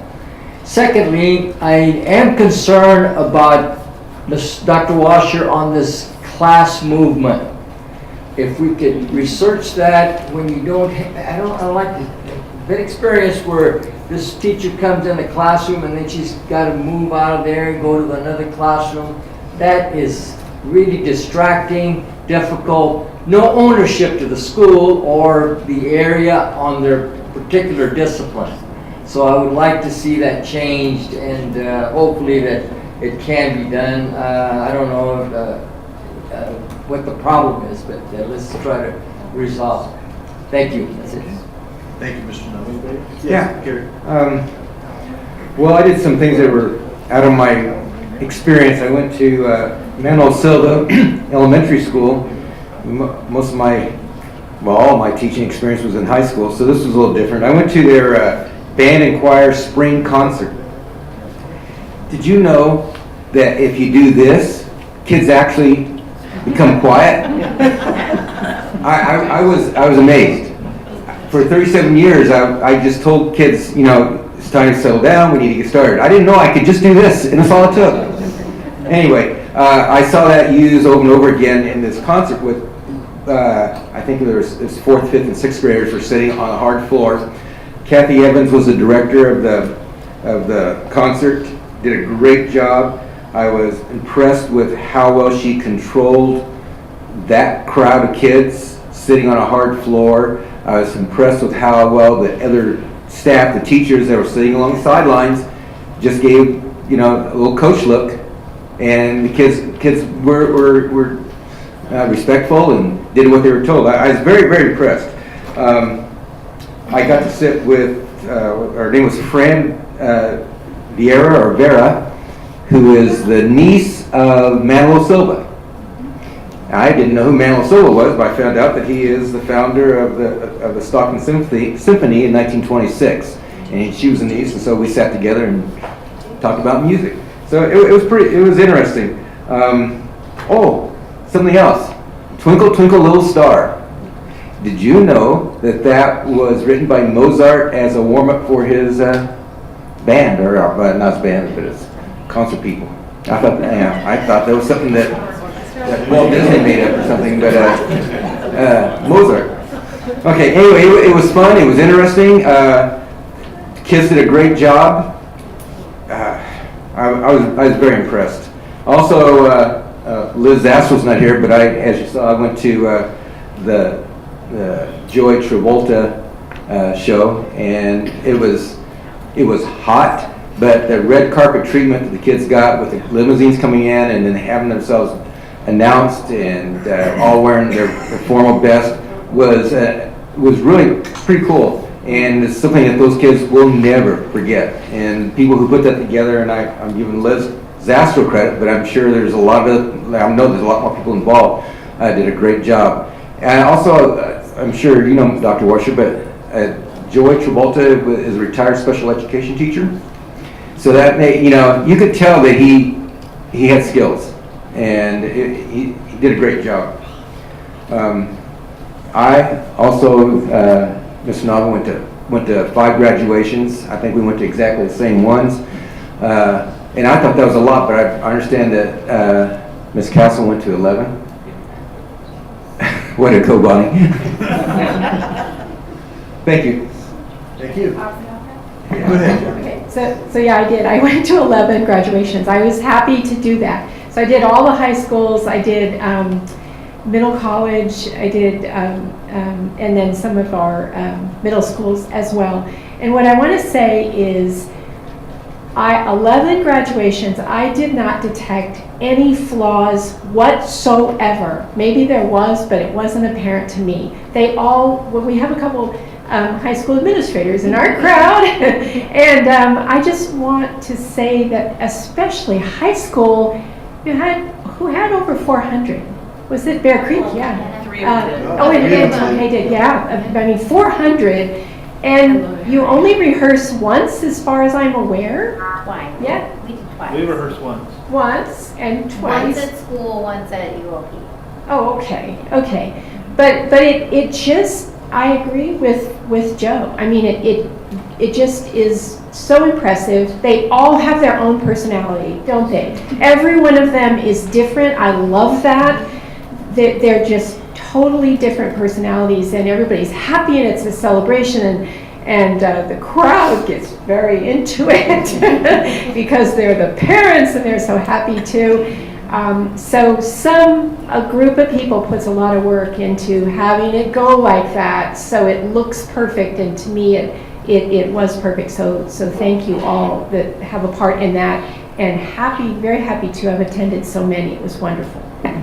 Oh, and I agree with, I did the red carpet for yes, with Joey, and yes, I got my picture taken. I'm so glad they suggested that. So, yeah, and talk about an enormous heart with this with Joey Travolta, and I understand the famous brother is part of it as well. Yes, Kathy? Or no? Sure. No, okay, remember, don't repeat that then. We're not so sure about that part.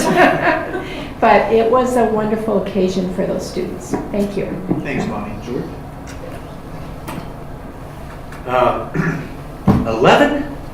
Gotta set a new mark here. I feel bad. I made 5, you know. Including, though, Liberty and Independence. I went to those 2 graduations. Liberty graduated 70 students this year, the most they've ever done. Last year was 60. They did 70 this year. We may want to start looking at some expansion there in that area. That might be something to look into. Do we have enough facilities for the students that might benefit from that program? I think we should take a look at that. Real quickly, I agree with Joe on the multiple teachers in multiple rooms. I think we should look into that. Also, this transfer for students. What is it? The IDA? Is that what you call it? Yeah. It seems like it always comes up, and it seems like it's coming up a little bit more this year. Maybe we need to take a look. I like the idea if you could give a student a complete transfer for the entire time that they're there, then you wouldn't have to, Mike just dropped his pencil and now he didn't like it. What's wrong, Mike? Nope, I'm just listening. Okay, all right. I was dropping it in. Come on, Mike, what are you doing? All right, so if we could come up with something like that, it might be a little difficult, it might be really difficult, but it would help out the parents and the kids a lot. So let's take a look at that. Maybe we get a report on that later. Moving right along, the LCAP. Next year's LCAP, and specifically next year's meetings. We have an opportunity this summer to restructure how we get the information from our groups. And I think we need to take a look at that. We need to take a look at it hard. It does need to change. So no longer can we just say, okay, go get information. We've got to be more specific. It's got to be structured. It's got to be advertised. And I would like to see a plan at the beginning of next year on how we plan to do that, to gather that information. We've had a teacher, Martha, express some interest in doing a digital type academy. I'd like to take a look at that, maybe as an experiment, where all curriculum is delivered digitally, no textbooks, for implementation in not the 17-18, but possibly the 18-19 school year. We could try it either at a high school or we could try it at a middle school. I mean, Martha's at Krista, so that might be a place to try it. They're already have been one-to-one for quite some time. That's it, except Michelle. I did return your phone call, left you a message based on your email. Okay? That's it. Thank you. I feel so substandard, Bonnie, that I only made 6. And I have to tell you, what you said, Bonnie, about the high school graduations, about them having their own character, they certainly do. They really do. And that's great. And also I wanted to mention that I went to one middle school. I go to Lodi Middle one year and then Millswood the other year and kind of go back and forth. And wow, those kids in middle school, everybody goes, oh, middle schoolers. Well, yeah, probably for the most part, but well, I'll tell you, when they're doing their promotion, they're really with it. A lot of boys wore ties, and I thought, oh, I like this. And it's been that way since I've been on the board, that the middle schools have been very well behaved and very orchestrated and done right. So that's all great. And for all the graduates, it is really a time of a milestone for them. So that's really a lot of fun. like other board members, I too am concerned about teachers having to move classrooms. And I'm sure that you can visualize that some subjects would be more difficult than others to change rooms. I was also an ROP teacher for a while, and that is no easy task. So it would be just, I think information on that would be good.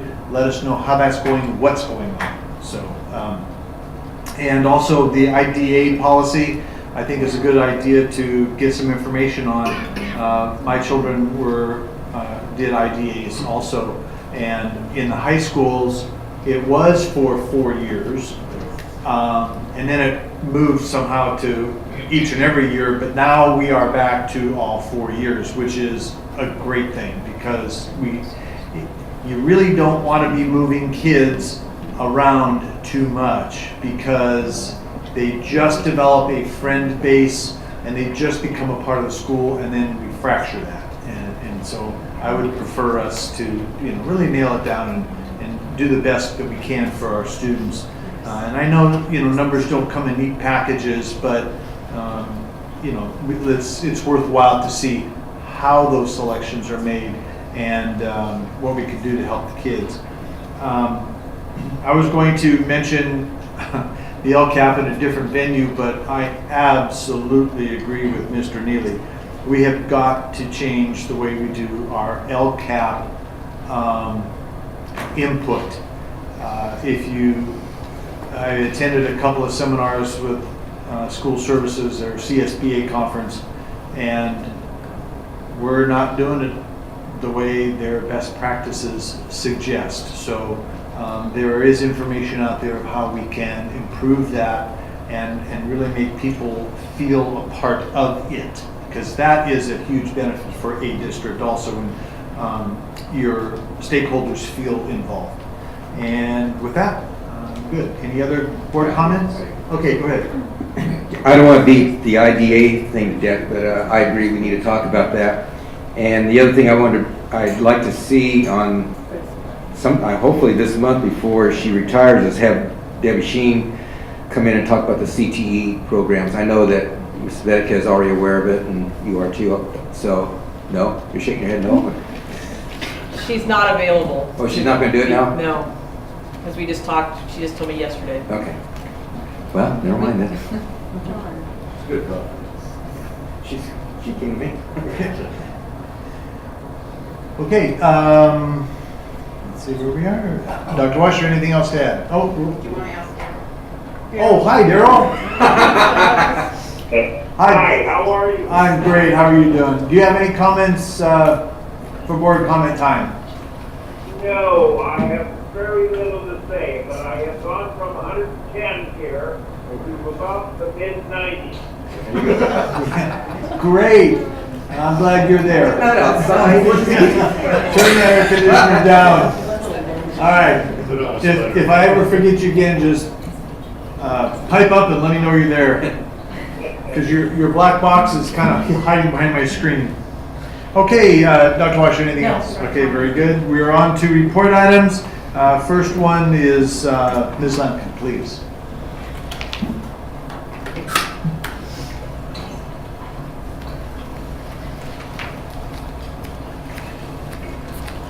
If you allow, I will stand for just a moment.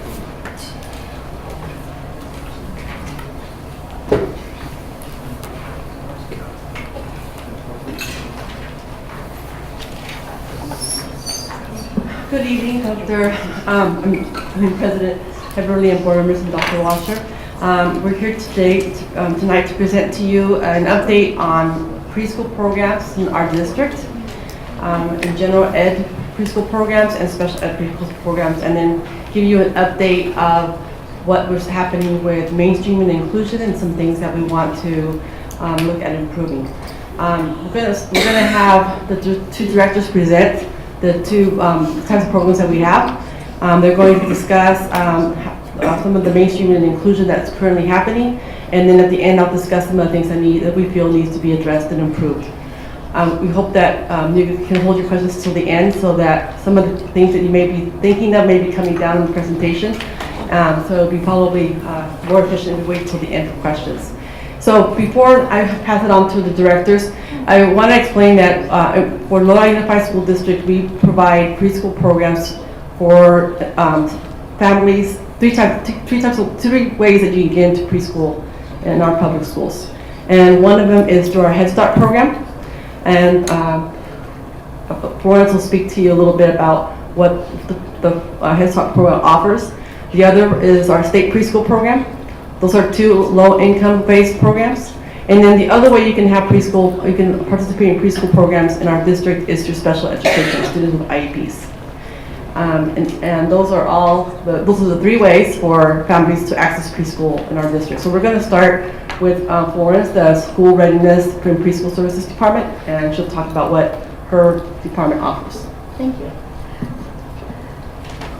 President Heberly, members of the board, and Dr. Washer, thank you for the opportunity to share what we know and do on a daily basis with our preschoolers, our earliest learners in the district. The general ed preschool programs are funded through three basic sources. California Department of Education, Early Education Department, provides funding for our state preschool programs.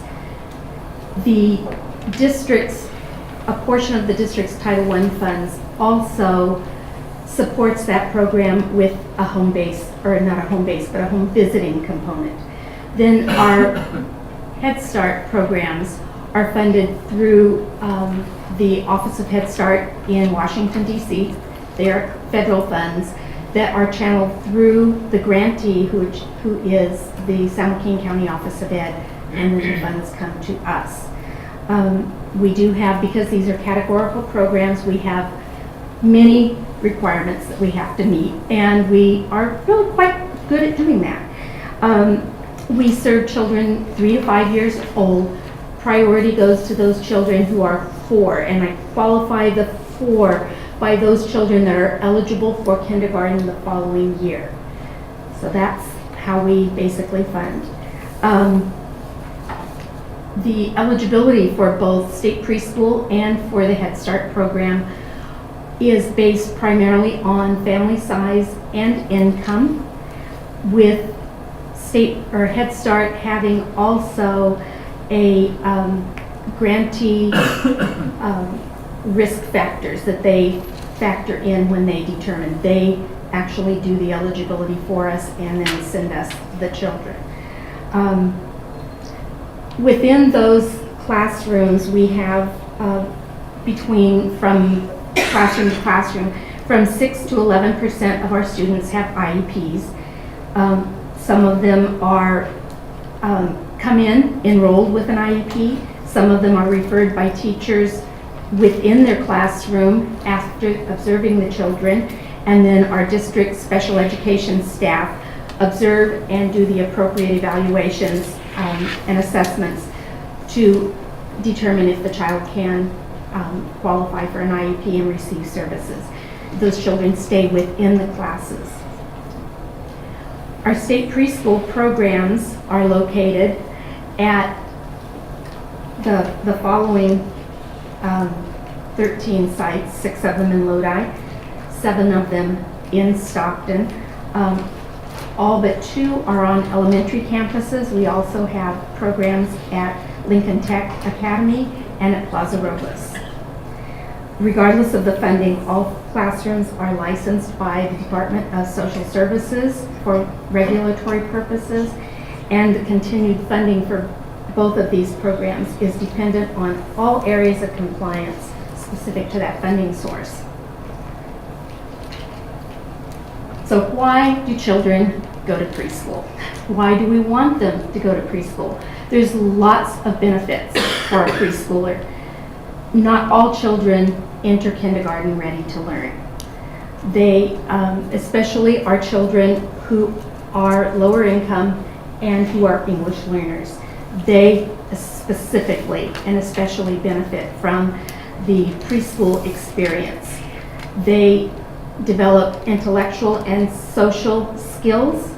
They the preschool project, Perry Preschool project that started in the early 1960s, ran for 40 years, has determined and has been touted as saying that children who receive a quality preschool education make higher economic gains in adulthood, and they are less apt to be involved in the criminal justice system as clients throughout their lives. So it's very important that these children have preschool and to have quality preschool. Our programs in Lodi Unified have a history of compliant operation with their funding sources of quality programs.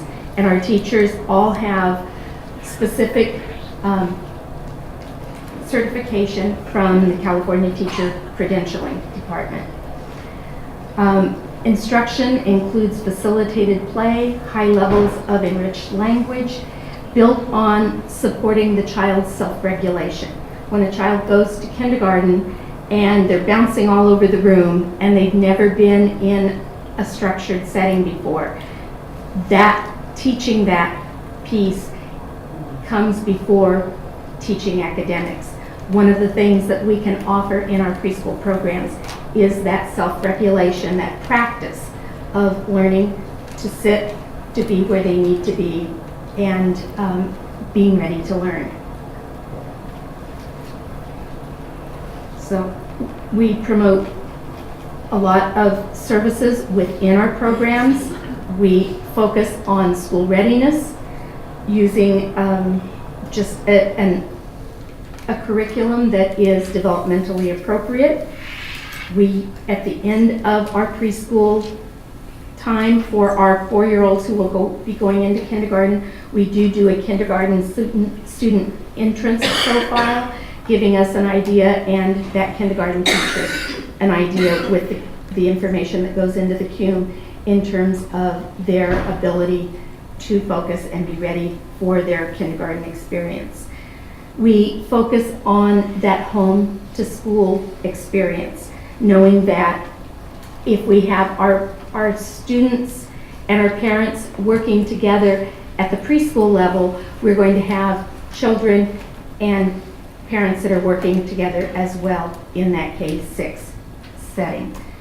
We promote curriculum in health services, and we have contracted with Lodi Unified's nursing services to provide screenings for our children so that we know that they are ready to learn from a health perspective. We also provide within these programs family support. We may give them referrals for housing, nutrition, supporting families with their life goals, education, employment, and supporting that child-parent relationship so that the few hours that we're with them carry over into more learning experiences in the home. We are mandated by our funding sources to follow their regulatory guidance. And with state preschool, it's our funding terms. With Head Start, it's their performance standards. And they're large documents with lots of chapters and lots of sub-chapters telling us that we need to do certain things if we want to keep the funding. Some examples of those standards are child assessments. We use 4 different assessments with our preschool children. They are all authentic assessments, and that means that we're not testing preschoolers. They're not sitting and answering questions. The assessment happens during conversation with the children, during observation of the interactions that they're exhibiting in the classroom. But that helps us plan lessons and individualize for each child based on their specific needs. We have site and district level parent committees. Some of our parents then have been elected and go forward to county parent committees as well. So some of them may be the people years from now that are sitting in your seats because they're getting a part of that that experience of making and learning about the larger good of an agency or an organization. We have specific child and teacher and paraeducator ratios. We have to have so many adults in there with certain qualifications. In each classroom, we have no more than 24 children in any given classroom. Our curriculum is research-based. We use creative curriculum, and we manage the programs with district's budget and accounting expertise in a fiscally accountable manner. In addition to the regulations that our funding puts on us, we also have Title 22 regulations through the Department of Social Services, California Health and Welfare. Some examples of those provisions are we have specific room size and yard sizes. We can have, we must have 35 square feet per child, and it has to be unencumbered space. So if there's cubbies, if there's a teacher desk, if there's a filing cabinet in that room, if the part of the room is cordoned off and it's not for child use, that has to be subtracted from the square footage. The yard also has to be restricted by space, and we have to have no more than, must have at least 75 square feet per child. There are various health and safety standards. A binder that's about 3 or 4 inches thick, full of them. Again, the child ratios come from both our funding and from our licensing regulations. They do extensive record-keeping reviews and also do monitoring visits to our office and to our classrooms. President Heberly and members of the board, I want to talk to you a little bit about the special education part of the preschool programs. Lodi Unified Special Education Preschool, the population of preschool-age students with disabilities has steadily increased each year. The national incidence of autism spectrum disorder is 1 to 68. Nearly 80% of the students referred to the preschool assessment teams for a comprehensive evaluation are referred due to a suspected autism spectrum disorder. Preschool programs have been added to Lodi Unified School District sites for each year to accommodate the increase of preschool children with disabilities. This is a list of our 13 qualifying conditions. They are autism, deafblind, deafness, hearing impairment, emotional disturbance, intellectual disability, multiple disabilities, orthopedic impairment, other health impairment, specific learning disabilities, speech and language impairment, and traumatic brain injury, and of course, visual impairment. Lodi Unified School District operates 24 preschool special education programs. These programs are designed to serve students who have a disability that requires specialized instruction. It's all based on the least restrictive environment mandate of IDEA. Students to be educated with their typical peers to the greatest extent possible. Students with disabilities are being served within, this is the full continuum of services I'm going to talk about now. They're served in general education preschool classrooms. They receive designated instructional services such as speech, occupational therapy, adaptive PE. We also run special day classes for students with mild, moderate disabilities. We also have classrooms for moderate to severe disabilities, as well as intensive structural needs, and then those for hearing impairments. Very like our programs from kindergarten through adult. We currently have 8 special day class programs serving children with mild, moderate disabilities, and they are at the following locations: Claremont, Lawrence, Nichols, Wagner, Washington, and Woodbridge. We currently have 3 special day class programs serving children with moderate to severe disabilities, and those are at Nichols, Wagner, Holt, and Washington. We have 10 intensive structured preschool autism programs serving approximately 110 students from ages 3 to 5. They are at Beckman, Nichols, Lawrence, Live Oak, Park Lane, Claremont, Creekside, and Westwood. We have one phonology program serving preschool students with severe phonological processing challenges, and that is at Nichols. We have one deaf hard of hearing preschool program, and that's at Larson. We have speech and language therapy services preschool children with speech and language delays, all elementary school sites across the district.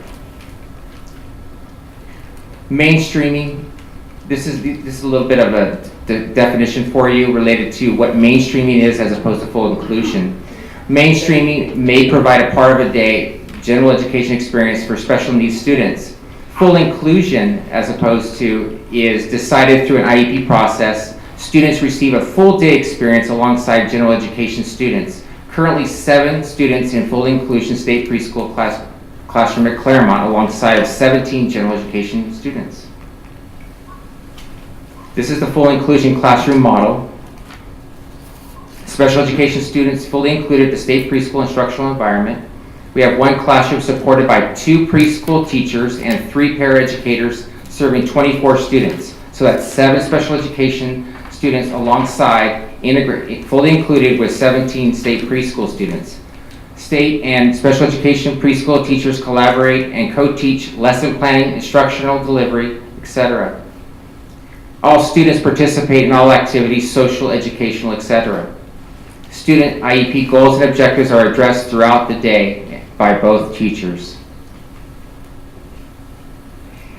At times, a child's needs will not be able to be met within our school-based programs and services. These children are often being served outside the Lodi Unified School District boundaries or at home due to their unique needs. That includes non-public agencies, those primarily being children with autism or autism spectrum disorder, non-public schools, serving children with severe behavioral and emotional challenges, and then also home instruction, serving children who are not released to attend school due to their health.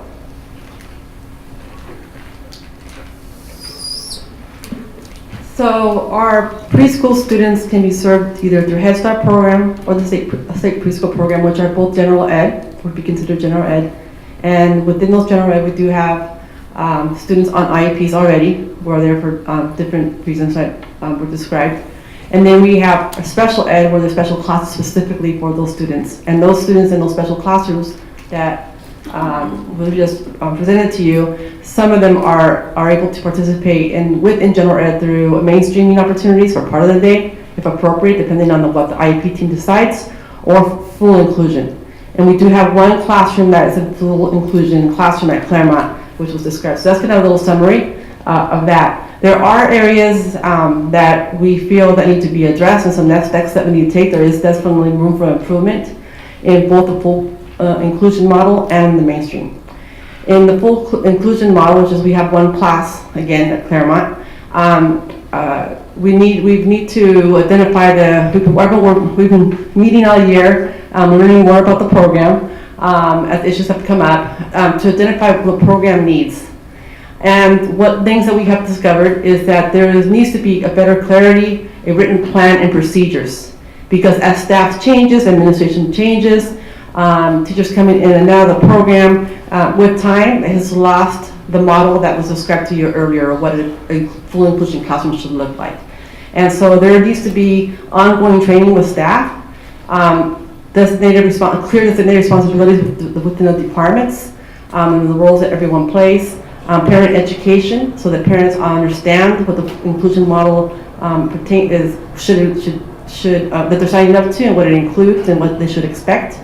And we are looking at providing something, we're working on drafting more clarity, and we will be including staff in the planning process so that we have something clear. So we have something in writing that people can follow, that we've all agreed to. The program has been running very successfully for many years, but with time, there's been misunderstandings, and so we need to go back and take a very close look at that. So those are the areas that we need to address for the full inclusion model. For mainstreaming, also identify different opportunities for mainstreaming for non-full inclusion students. So there's opportunities where our students in the special day preschool classrooms can have more opportunities to mainstream, maybe recess and lunch, and maybe during the class. But we need to discuss what would that look like, what would the impact be with the state Head Start programs, because the state and Head Start programs still have to follow their regulations. So how can we make sure that we're being compliant with state and Head Start, at the same time offer some mainstreaming opportunities, and making sure that special ed and the Head Start and the state preschool program understand both their roles. And we need to find some flexibility and have them understand each other's programs so that we can have kids access every opportunity they can to mainstream when possible. Also, that will require clarity, articulation, and clarity with procedures and expectations. What would that look like? What are the expectations? How will we communicate that with the mainstreaming teacher? What would involve what does the IEP need to consider? And ongoing training for staff. And it includes preschool staff, special ed staff, paraeducators, and administrators, so they understand what mainstreaming may look like and could look like at the for preschool programs. And a lot of it really is a misunderstanding. I believe I think everyone agrees and is in favor of including kids and having them be together as much as possible. The confusion comes in with program differences. So, and that's where we need to make sure that departments, well, I need to be working with the departments and making sure that both departments understand their roles and that we're communicating that effectively with staff. Those are the areas that we need to work on to improve. Do you have any questions? Yes, I have a couple of questions. Number one, I'm going to start with Jonathan, on your special ed department. Do you have all qualified teachers, and do you have enough personnel to take care of all these classes that you have? Are you talking specifically about preschool only or across the entire syllabus? Well, the special ed, just your preschool services. At this time, yes. You do. And is there, how long have you been doing this? In special ed, I've worked in the area of special education for approximately 21 years. Our district has this. I mean, this is our district. How many years has our district been doing these preschool services? More than 20. Oh, more than 20. Okay, now my other question is, do you have a turnover of teachers a lot, or do they stay normal? I'm talking special ed department, preschool services. Specifically to preschool services, it's as it is in our regular special education programs. We are looking for teachers consistently, ongoing. Yes, we cannot fill always the same spots. We are ongoing looking for new teachers. Many times we are currently employing interns in those positions.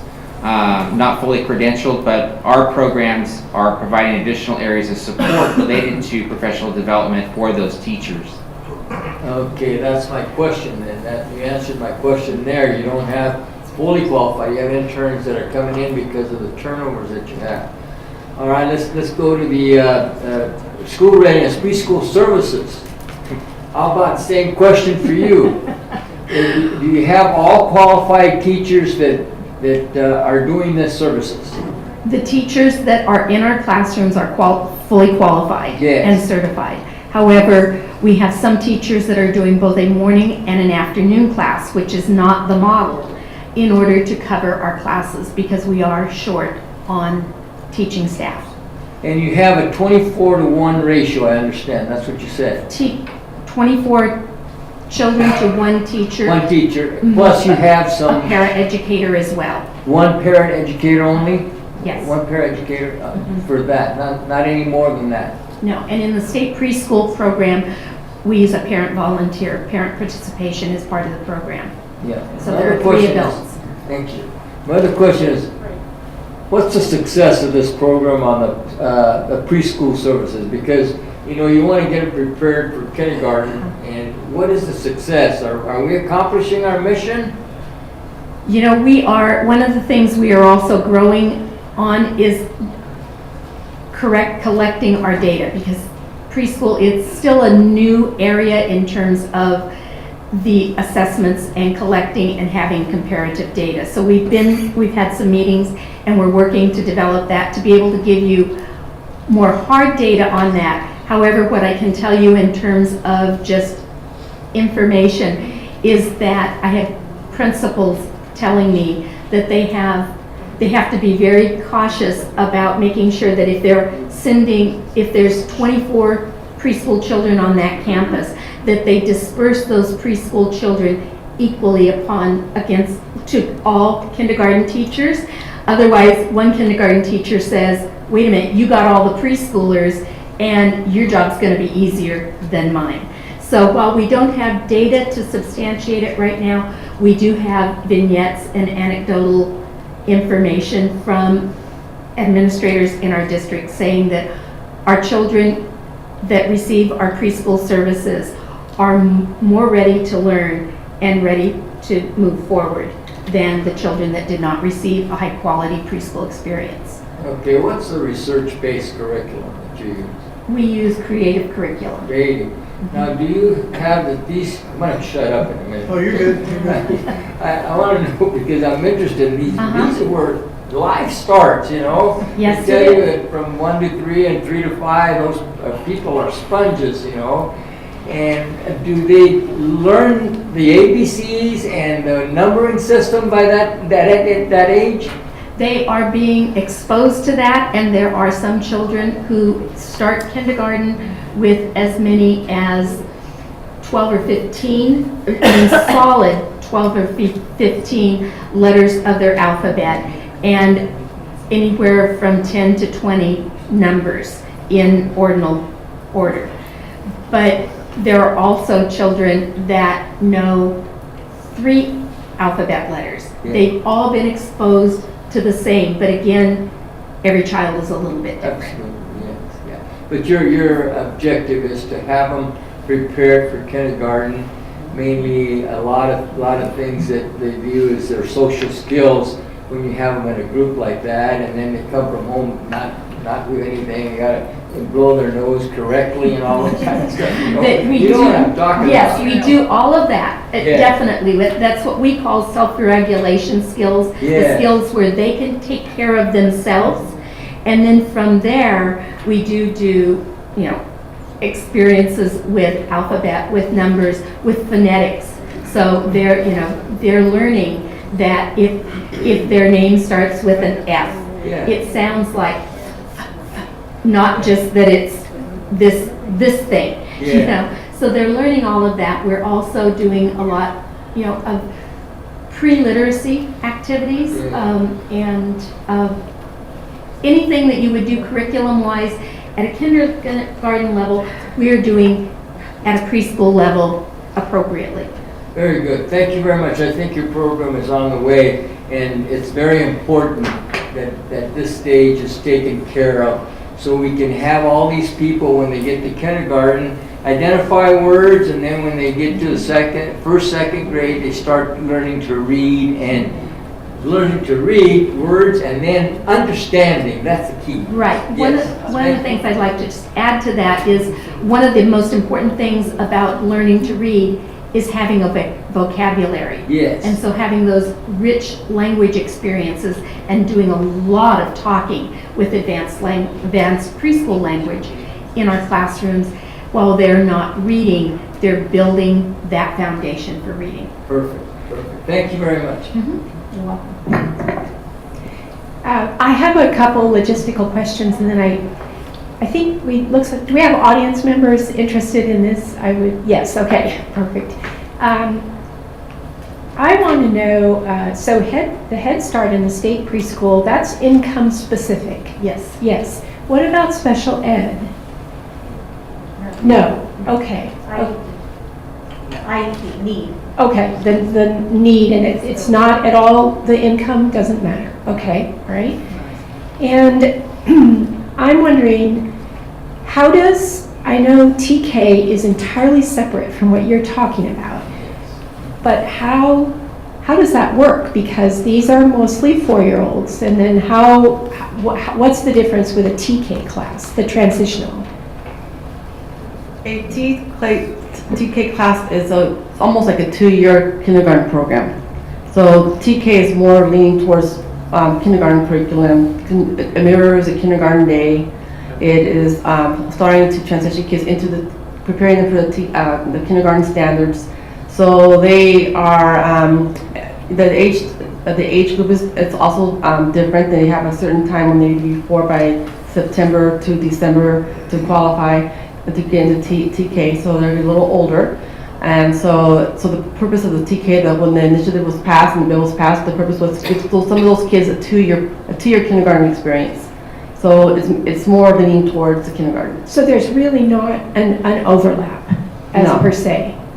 One of the things that we do within our office with the families that we're serving, we have to prioritize to 4-year-olds, but sometimes we don't have enough 4-year-olds, especially now that the district is offering TK. So we do have 3-year-olds in our preschools as well. So when a child moves to what would be that 4-year-old year, if their birth date makes them eligible for TK, we encourage the family to transition from 1 year of preschool to the next year of TK and then on to kindergarten. Oh, good. Okay. The other big difference is that TK does not have all these regulations that like preschool does. Right. So yes. then we don't need licensing for the room and all the other that's Yes. most like the kindergarten. And that leads me to ask about the credentialing, because isn't there quite a difference credentialing-wise? TK, same as kindergarten, same as all our certificated teachers.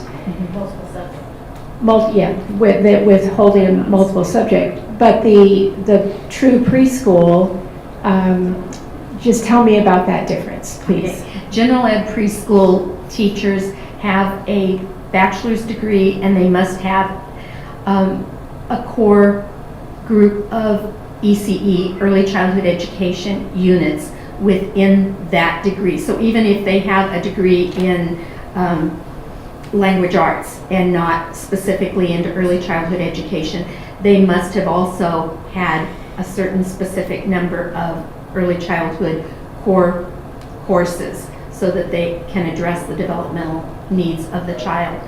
They are certificated through California Teacher Credentialing, and they have what's called an early childhood certificate or matrix. And on that matrix, based on where private programs and our district programs choose to have different levels of certification. So it can start as an assistant teacher, which is only 6 units of early childhood education, which we do not recognize for our teachers. Our teachers must be higher up on the matrix into at least a site supervisor or program director permit on that matrix. Okay, and thank you for clarifying that. Now, isn't it true that the Head Start is fairly new for us? Yes, well, not excuse me, not the classes, but the implementation of oversight, setting the classes up. The money doesn't go to the organization that it went to before to run the programs. It's through the county and then through us. So we are more involved in setting those up and being in charge of the classes, but the program itself was in Lodi Unified.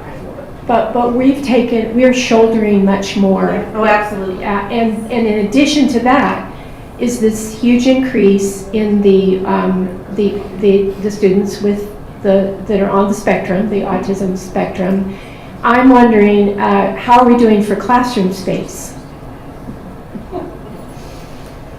It takes a while to get a classroom set up because you have to go through the licensing procedure and make sure that you have all the rules and regs met. So the classroom space isn't as much of an issue as finding the teacher. So I think that we have classrooms ready to go in some cases, but we don't have a teacher to place in that class. And so that's holding it up. Okay. And then I'm really going to go off in left field here. Michael, would you go to slide 16, please?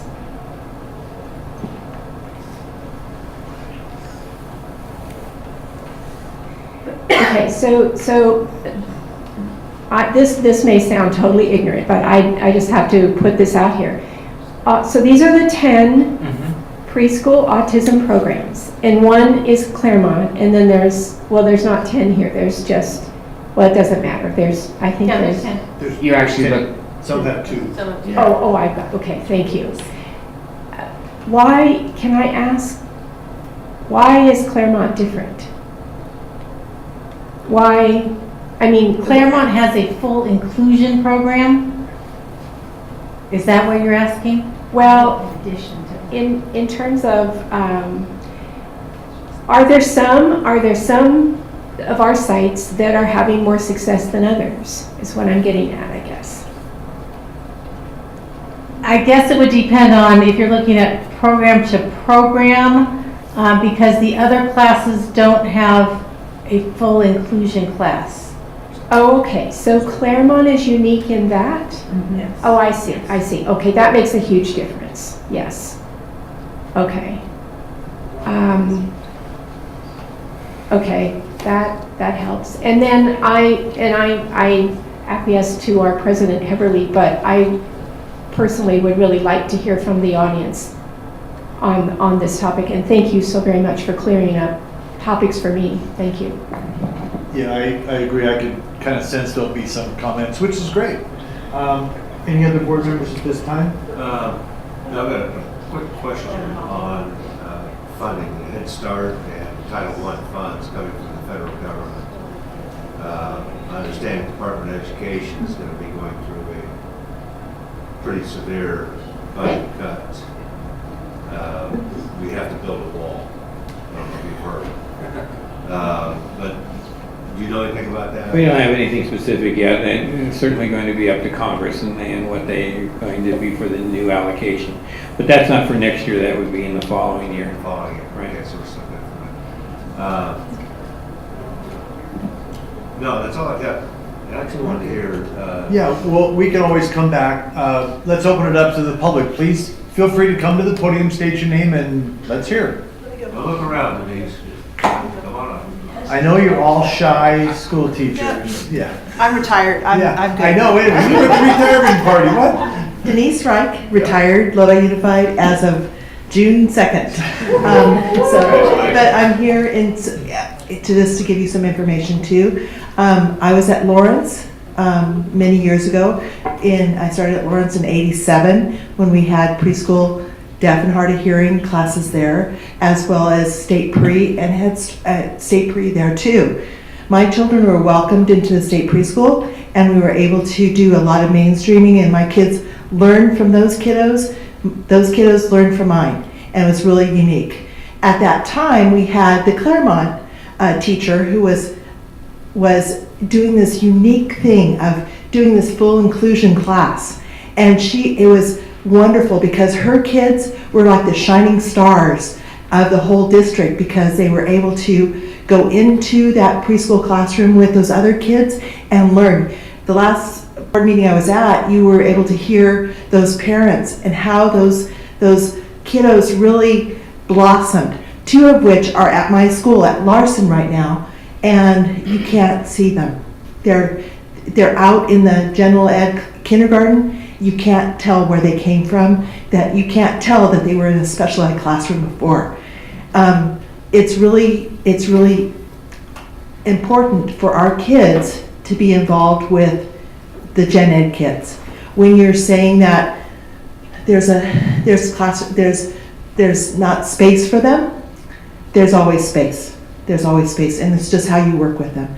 The special ed teachers are trained to do this and how to work with them. So I'm glad that you're listening to us right now. Thank you. Great, thank you. Anyone else? If you want, form an orderly line. Why don't we have, while we're waiting on Michelle to come up? Go ahead. Why don't we have more full inclusion? Why is it just Claremont? And Michelle's going to tell us. No, great question. I've asked that question of myself. Yeah, it is. I've asked the question, and it's a very unique program, and the students that are fully included have to they go through an IE process of making sure that they would be successful in in a full inclusion classroom. So if you have some kids, depending on, let's say a student has autism and they're high on the spectrum, they may need a more specialized class where they may be they may be better off on doing mainstreaming and full inclusion. Full inclusion means that you're in the class, you're part of the class, it's your class. It's not separate from special ed, or you're all together. That's the whole purpose of full inclusion. So, you know, you shouldn't be able to tell who has an IEP or not. Everyone should be working together, teaching should be playing together, teaching the kids together, treating the kids like they're all their students, not the special ed students for me, or, you know, this should all be together. So it's a very unique class. And so I've asked that question. They started a couple of years, I don't know, 20 years ago or so, and there's only one in the district, and most districts only have 1 or 2 classes. It's not something that you have a lot of students in, because if they have an IEP, they usually have a special issue that's being addressed in the class. Well, you want to give them that experience, but you don't want to bury them so that they can't be successful. That's counterproductive. Exactly. I disagree. Excuse me, Michelle. My grandchildren go to a school in Folsom District that is entirely, it is the autism school. Every child is mainstreamed, and it is general ed, but all my grandchildren have no conception of what autism is in terms of it being seen as not normal, because the entire school is general ed and has included very, very specifically and welcoming all of that's the school where the autistic children attend, and my grandkids, they don't know the difference any longer. Yeah, we have that too. So there's a difference between mainstreaming and inclusion, and that's people are sometimes, you know, our students that are, like, for example, at Larson, we have a special ed class there, and the kids should be part of, they have their class, but they're also included in everything else wherever is appropriate, depending on their IEP. So, so there's mainstreaming opportunities, and then there's inclusion depending on the student and the IEP team.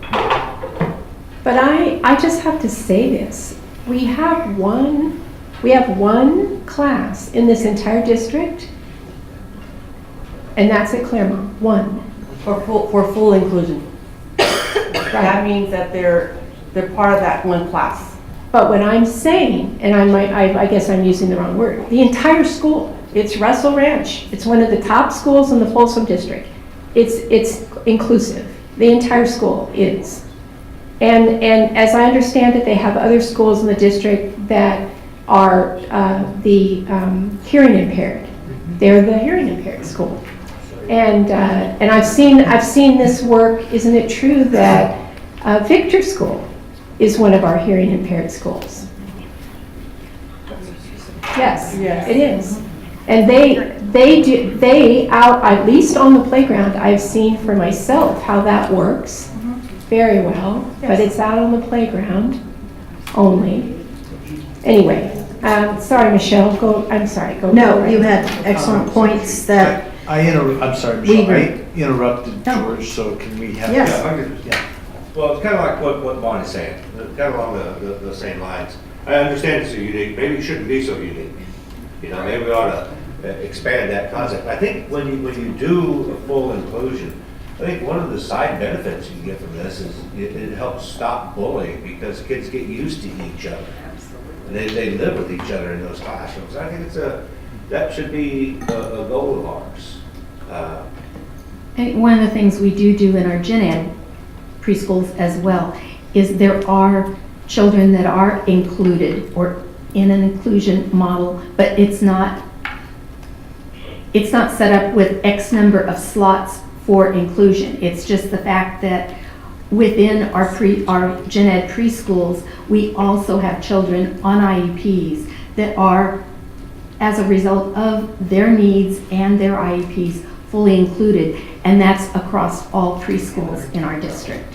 So while Claremont has a specific model that was set up a couple of decades ago, and I'm not saying that we shouldn't look to the idea of more of those, but I want to make sure that the board also understands that that is happening throughout all of our preschool programs where we do have. Okay, I understand that. And I think that's the attitude that we've got to have. We've got to have an attitude of inclusion.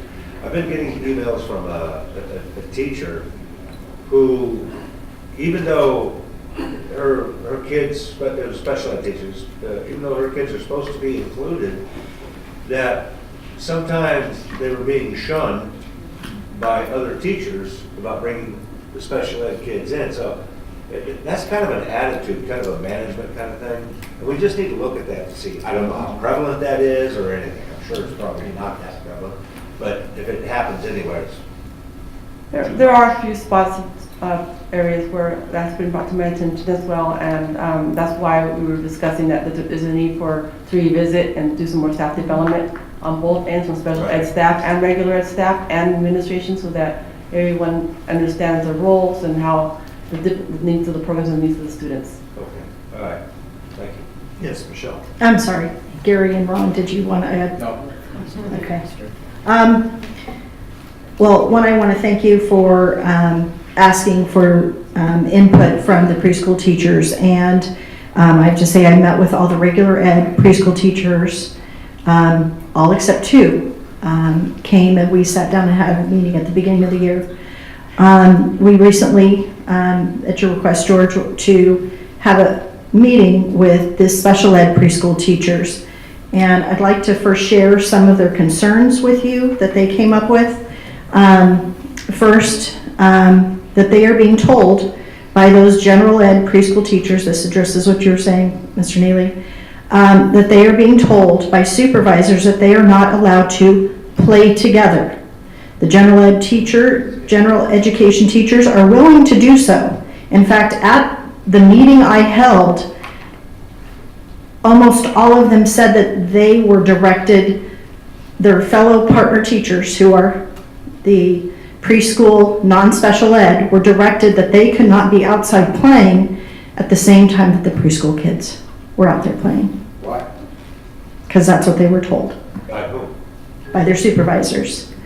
And that they had been told and been called off the playground because they were not following the regulations. Pause, and I think this goes kind of across the board for special education. I know Mr. Martin and I have talked about it. Pause have been pulled from special education classrooms to go work in a general ed classroom.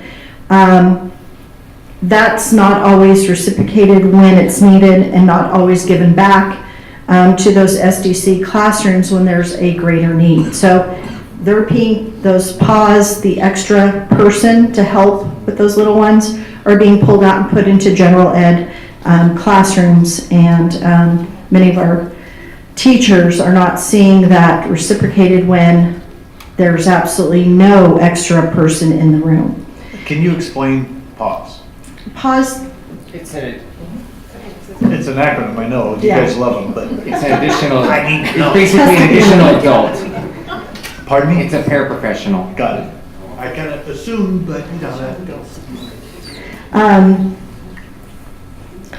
Concerns for SDC teachers that are on the assessment team were discussed. So we have some of our preschool classrooms, SDC, severe, moderate, severe, I hope I got that right, have assessments and are on teams and being asked to, after contract time, to work on those assessments because they don't have enough time to complete those IEPs during the day or during their contract time. So many of them voiced, one, the length of those IEPs, and you can only imagine as they gave me a list of the kinds of tests and things they had to do for the little ones. And the testing is very involved. Imagine a fifth grader taking a test and it's pencil, paper, and on a computer, and a preschooler, you're doing things one-on-one with that child to see if they can address that skill. So for them, timing and addressing the time for the IEPs. They did appreciate that Ms. Honkala has been advocating for an assessment team that will be dedicated to work on those IEPs. but many of them have been turned down. And it's their assumption that this is being done in cabinet, and they want the board to know that this is very valuable.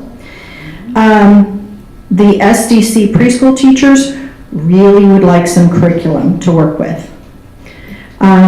General education preschool teachers, this, like Bonnie, I was flabbergasted to hear that students were not allowed to play in a playground and be, in my opinion, you should be blending together and not even know that, you know, Susie has autism, other than training that sensitivity as to others' needs, where it's just kind of second nature. So the more classes I think that we have that students are mainstreamed, or for me, the inclusion model seems like a really great model, and I've heard in years past. Now, Ms. Lampkin and I have had many discussions this year over some issues, but it's had some great success over the years, and I think some of the recommendations that she mentioned tonight are good.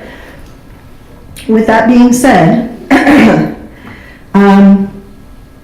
our deaf and hard of hearing teacher, Ms. Reich, she was the one teacher for 10 students with no aid. So imagine being stuck at times in a classroom with no aid, being a teacher. You have to take care of some needs. So we want to make sure that there's always another adult in the room in those situations, and making sure that we are trying to find those adults. It's been indicated to me that the general ed preschools do not have students with IEPs in them. They're not included in those classrooms. So maybe I have varying information than what's been reported tonight, but I've been told that that is not happening, that those students are not there. I don't even know how to explain what goes on. These preschool students line up. Some of them line up 45 minutes before the start of the school. Before that bell rings, those parents are getting in a line to line up, to get accepted in through the door. The ratios for the state preschool are 8-to-1. That means 8 children, 1 adult. Those families are waiting. There's a calendar, from my understanding, that parents can sign up to work on one of those as that second adult in the room to make our 24 in a class. However, days go by that they are only taking 8 students in, because it is only the teacher there and no second adult. So all those other students are then sent home with their parent. So imagine, as a preschool parent, there's not a consistency to having a second adult, so there's no consistency to all of those students in that program. So I think our results might be skewed.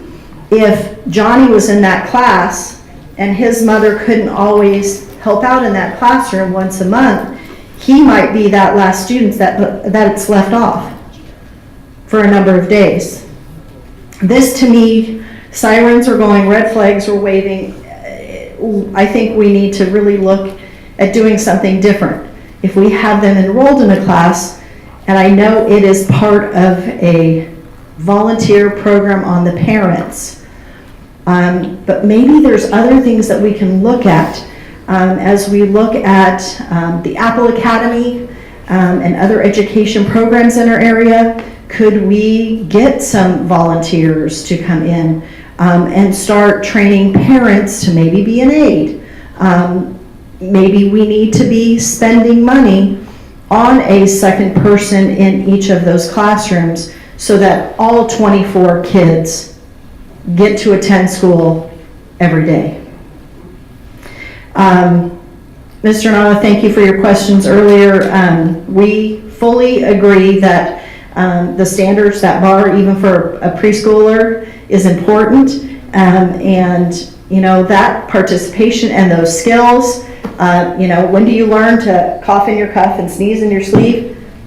kindergarten, preschool. So we would really like to make sure that all of our numbers are including everyone. We are very concerned, and I think you heard the parent concerns of children that were not being allowed to play with other students who were general ed. The last thing I'd like to mention is if we have all of these students on IEPs, part of those IEPs, and maybe Mr. Martin can clarify for me, but as I understand it, most of them have to have some kind of integration with general ed kids. And usually that's at recess or lunch or something, and that's not happening. So when we talk about compliance, some of the teachers were concerned that they were not in compliance because they have not been allowed to, I don't know, intermingle, blend. Mainstreaming. On the playground. I mean, general ed and preschool, they can't play on the same playground together, which has been written in their IEPs. Michelle, would you mind if would you just stay there for a second? Sure. Jonathan, could you speak to this? I mean, is this actually happening? I'm not aware that this is actually happening, but I can tell you a little bit more about the mainstreaming piece. At every IEP that we have for every child, there is a specific discussion about the extent in which the child is going to participate with peers, typical peers. And that depends upon the child's needs and the ability to do so, along with the support. In special ed, we do provide the additional adult support at times, depends upon the type of supports, the ability for that child to participate and then work on their goals. And many times they do have an aspect of their IEP that has a portion that has to do with interaction or some sort of social skills and the like. But at every IEP we talk about the ability to mainstream and what that looks like for that child. And then for every child that we don't, or we have to reduce the access, we have to write in the IEP specifically about why we're not going to provide that level of mainstreaming. It's called the harmful effects, and we have to, talk to our parents, talk through that, and why we're not maximizing their participation. But I'm not sure that's exactly what you're talking about. I think she's talking about the general ed side of that, not necessarily something that's specified in the IEP. Now, as I understand, and I may have a few colleagues in the back of the room that could clarify from experience, their IEPs, from what I understand, have minutes that are written into it that they're supposed to be mainstream with the general ed, and they're not being allowed to because the other side of the house, supervisory somewhere, has said they cannot be on the playground together, they can't be on the equipment together. An IEP is a contract with a parent, and it'd be a violation of that contract if we were not providing as specified what was in the IEP. Bottom line. So Jonathan, excuse me, I'm what sorry. you're saying is that we in fact are following those IEPs to the letter? No.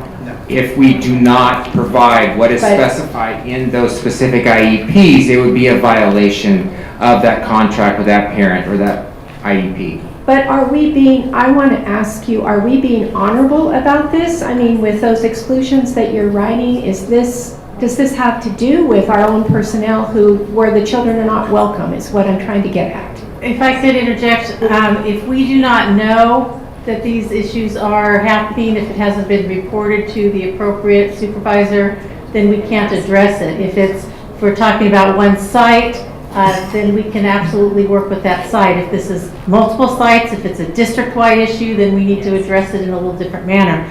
But if the appropriate assistant superintendents don't know that this is occurring at those sites, then there's not going to be an intervention to fix it. So as soon as we are aware of who is being referred to or what site is being referred to, we can address it. But until we know, shooting in the dark. So that's helpful if we know. If I can respond to that, it was recently that, I'm trying to think when we were at Julie Morgan, I think it was the beginning of May, and it was, oh good Lord, I can't even read the date, May 10th. that I met with the preschool teachers. We have tried to connect several times about some of the current concerns that were shared. I have to tell you, overwhelmingly, there was a sense of fear for reporting. I had the conversation, there's nothing that can be done until somebody shares that. I have been told, and as my secretary took down, it was reported that we get in trouble for reporting this, and we are told to wait outside the gate of the preschool by the principal. So, you know, I think this is the opening discussion of this, and this was recently brought to my attention. I couldn't believe what I was hearing, and Ms. Lampkin and I had several conversations throughout the year over preschool, and then the inclusion classroom, and our thoughts about that. So I do agree with you on that it has to be brought to the attention, and I think, as we heard from parents, it may be more widespread than it was, to my knowledge, until this day. Yes, we have been discussing specifically issues at one particular site, and we have been addressing them, as Michelle and I know. They've been working with the administrator, with the director, and the two directors regarding a specific site on some issues. And we'll be happy to work with other issues if I'm aware of what specific sites those are, and I'll be doing the same once I'm aware. It's kind of difficult to kind of, you know, assume that all, you know, I want to assume the best of all my sites and all my principals, that they're all doing the right thing. I'm more than willing to work with you and with whoever's having an issue to address those concerns, but I need to be aware of them specifically. I just want to say one more thing, and then I'm done. But I can't tell you how strongly I feel about this, because we're talking about kids, and left to themselves, they are very accepting little people. And that acceptance is huge in the lives of these children that we're talking about.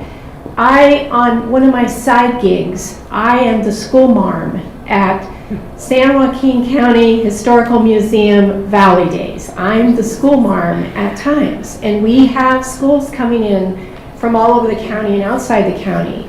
And oftentimes in that 1884 schoolhouse, there is a class that has a child that is on the spectrum.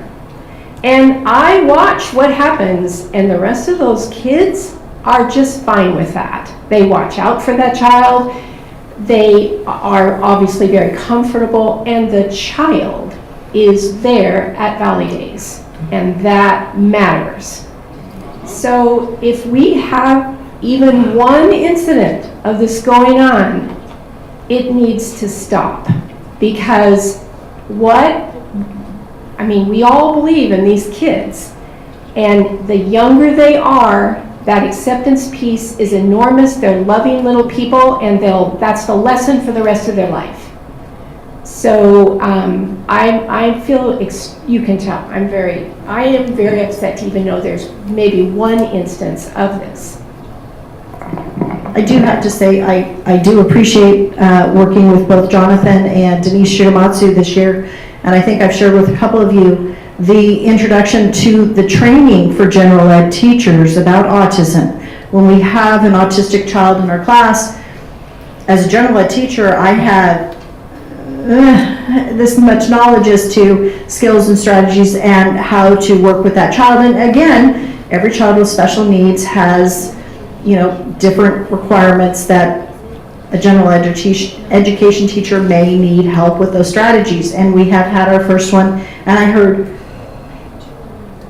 from everybody. I did not hear one complaint, and people were calling me and usually they call to complain. They were calling to compliment about the program, and more people want to see that going on. So I definitely see that that mainstreaming piece, teachers are interested in how to best meet the needs of those students. Yes, because people usually by their very nature are good people. And so I totally believe in that as well. Thank you, Michelle, for bringing that up.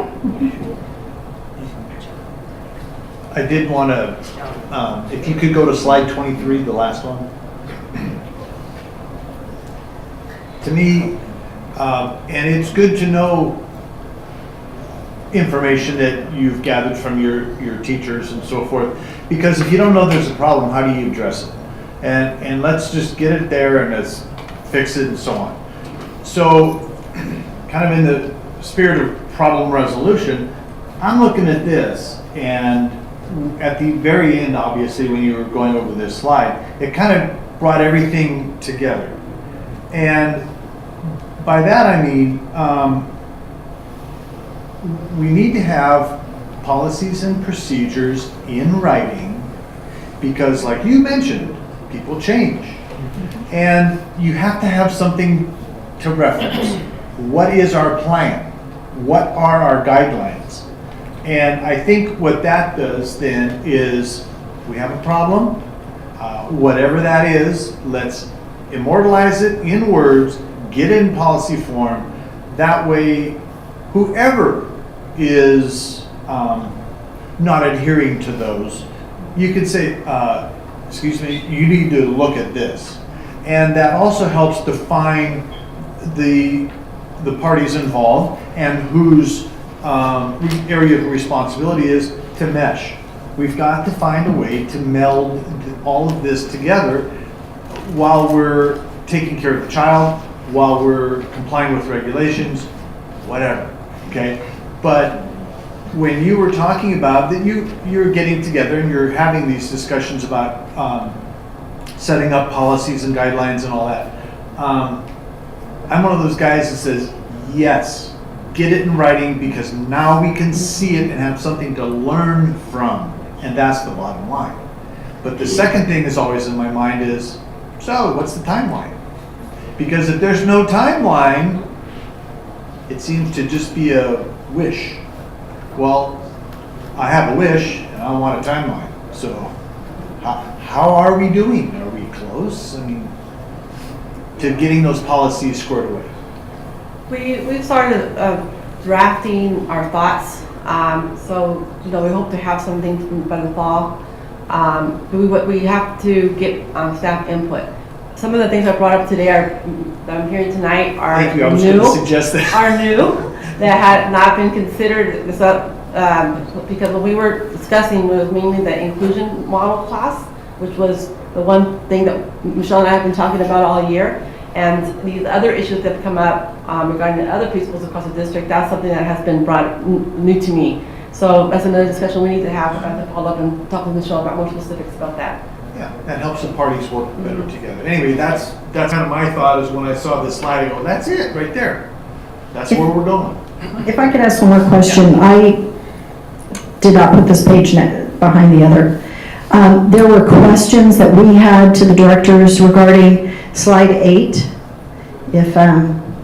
Thank you, Michael. Regarding the room and yard size. Is this a policy that we can find that shows the area of the yard, or is this a reference to the number of students that can be within those boundaries? And is it preschool students only that can be within those boundaries? Is it general ed? Is there a difference between special ed or general ed to be within those yard boundaries? So I don't know if we can address that tonight, or if that's something where we can go to find.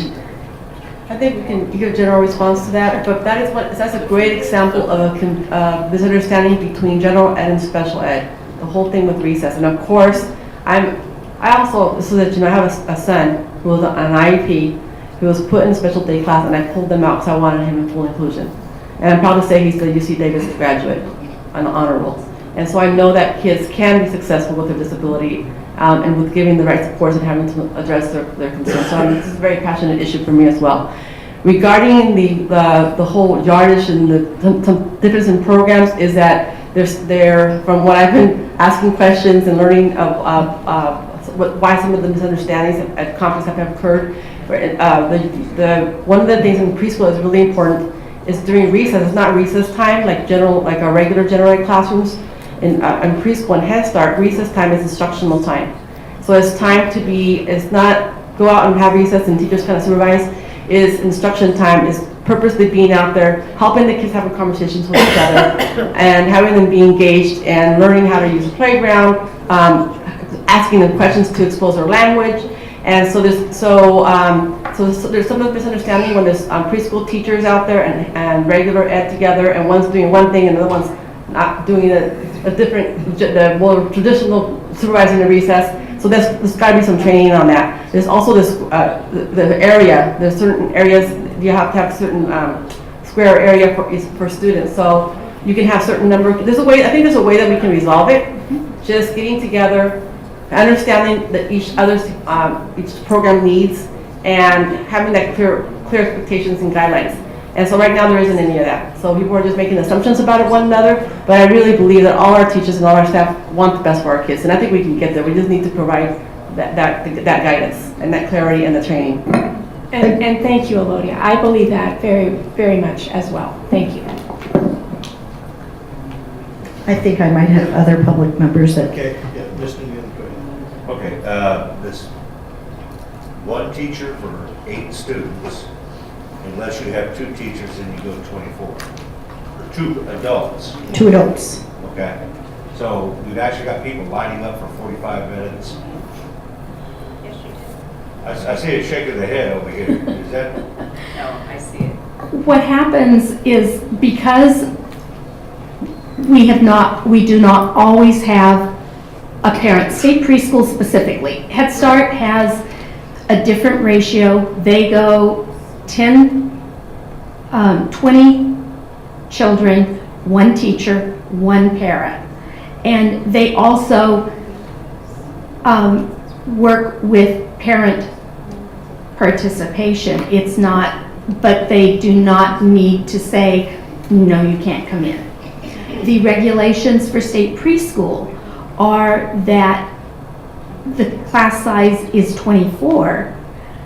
There's a teacher for every 24, and there needs to be a para educator, and there needs, with one of the permits that we, at a certain level in that matrix, and also another adult.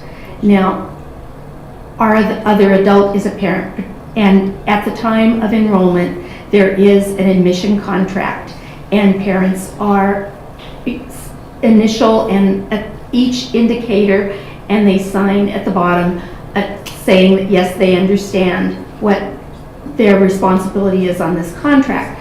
So the assumption is that there will be 3 adults there every day.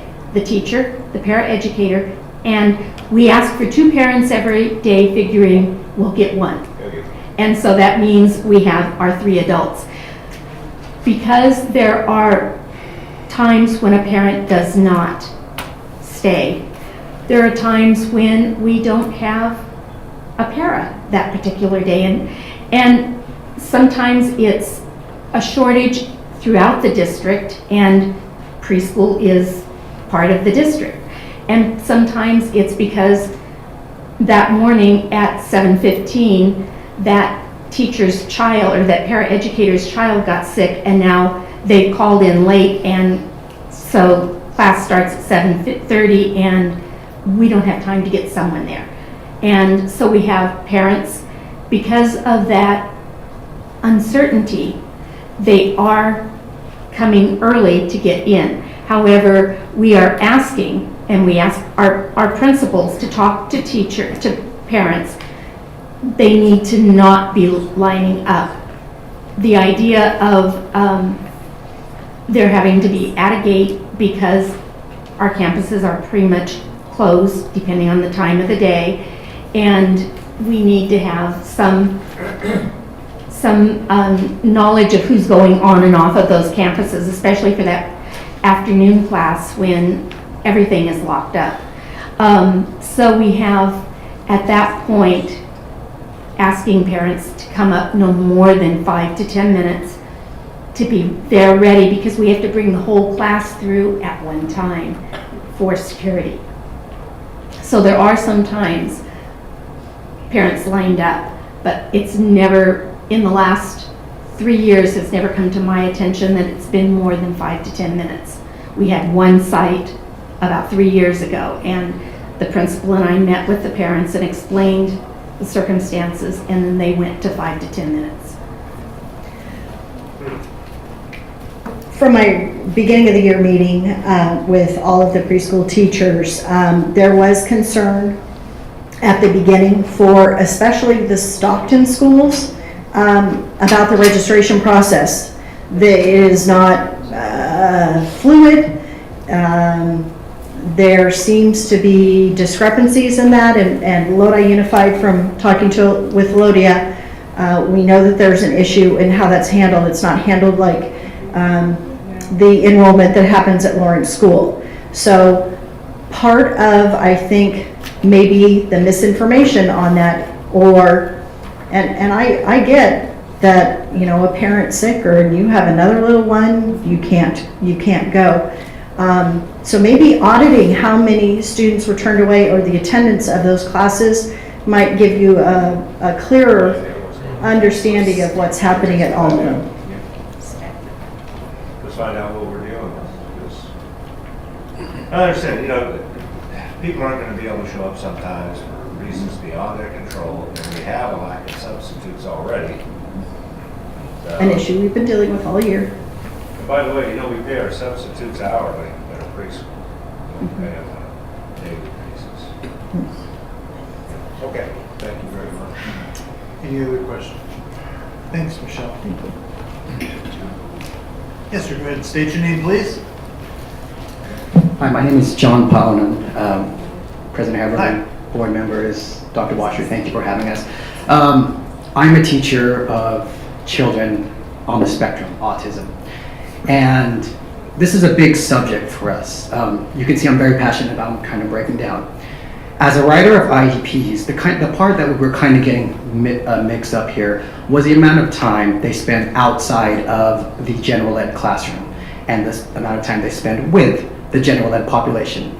So there are different spectrums that these students can be on, and even the most severe ones as a writer of IEPs and as an advocate for these children, I give them every opportunity to generalize their skills. And what better time than play? I mean, every child, regardless if they're atypical or typical, playing is playing. And so with my students who are very severe, I tend to write in at least 10% of their day with general ed, which typically equates to recess. Because like you said, like Ms. Lampkin was saying, recess is where things are practiced, their skills worked on. And it's the same thing with the special ed demographic. When we're outside playing, they're working on social skills. They're working on waiting. They're working at having nice hands. Preschool term, having nice hands.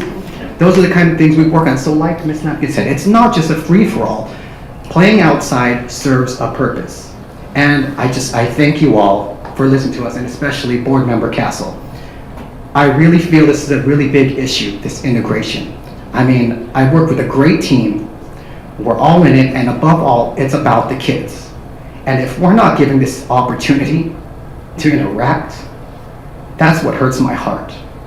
So just want to say thank you for taking the time to listen to us, and just thank you. This is a really big deal for us. Yes, it is. Thank you so much. Thank you. Any other public comments? Okay. Thank you. Thank you for your report. Appreciate it. We're looking forward to updates.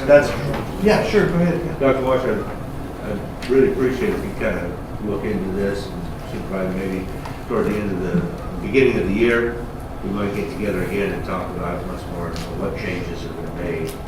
This isn't something we can talk about just one time and be done. It appears we've got some work to do. Not that anybody's doing, you guys are doing a great job, everything's, we just need to make sure that it gets out there to everybody. And we need to make sure that there are steps in progress, and that's why, I suggested some updates periodically. Thank you very much. Thank you. Okay, we have another report item, and that is high school course credits and Bear Creek General Course offerings. Ms. Vedeka.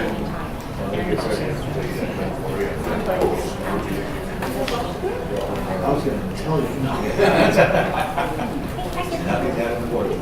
Good evening, President Heberly and members of the board. We have a very long slideshow for you tonight. Let's begin. 3 slides. We're making this report at the request of the board, wanting to know about partial credits and general classes offered at Bear Creek High School.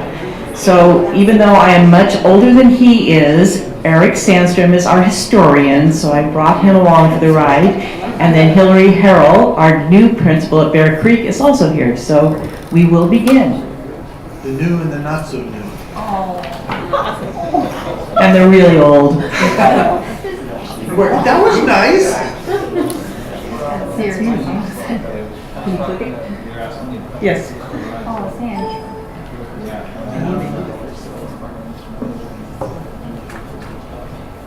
He's trying to click. Go ahead.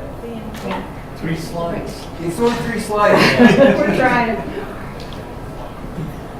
Some of the stuff, as you can see, but the history of partial credits does go back a few years and everything else. One of the things that we have is most of our classes are semester length classes, 10 credit classes for the year, 5 credits per semester.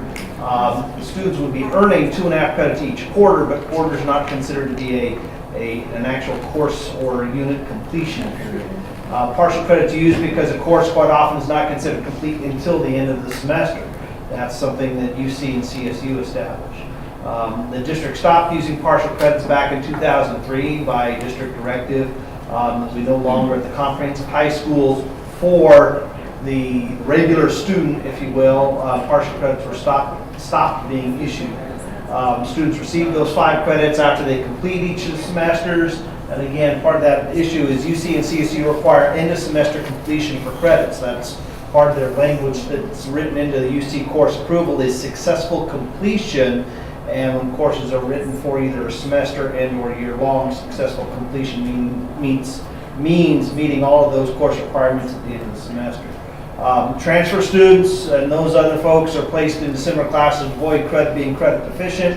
If we have a student coming from Stag High School or something and they were in English and art and ceramics, we try and place them, if they came in November, we try and place them in English and art and ceramics so that they can complete the units. Stag High School does not issue them partial credits, and we do not have partial credits for them.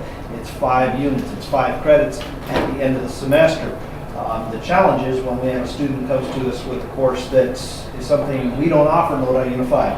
If we don't have basket weaving and they were in basket weaving through November, that school doesn't issue them credits. We don't have credits to match it because we don't have a course to match it. That can be a challenge.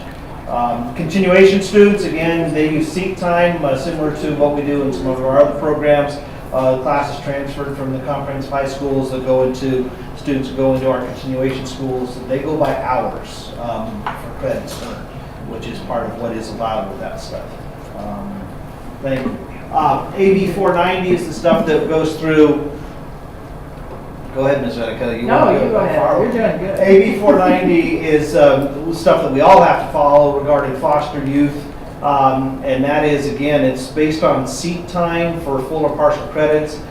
Big reason, again, behind that is quite often foster youth do change their housing locations, their foster locations and stuff during the course of the school year. And so they may move from one school to another. And again, depending on it, the schools might not be able to match their courses exactly.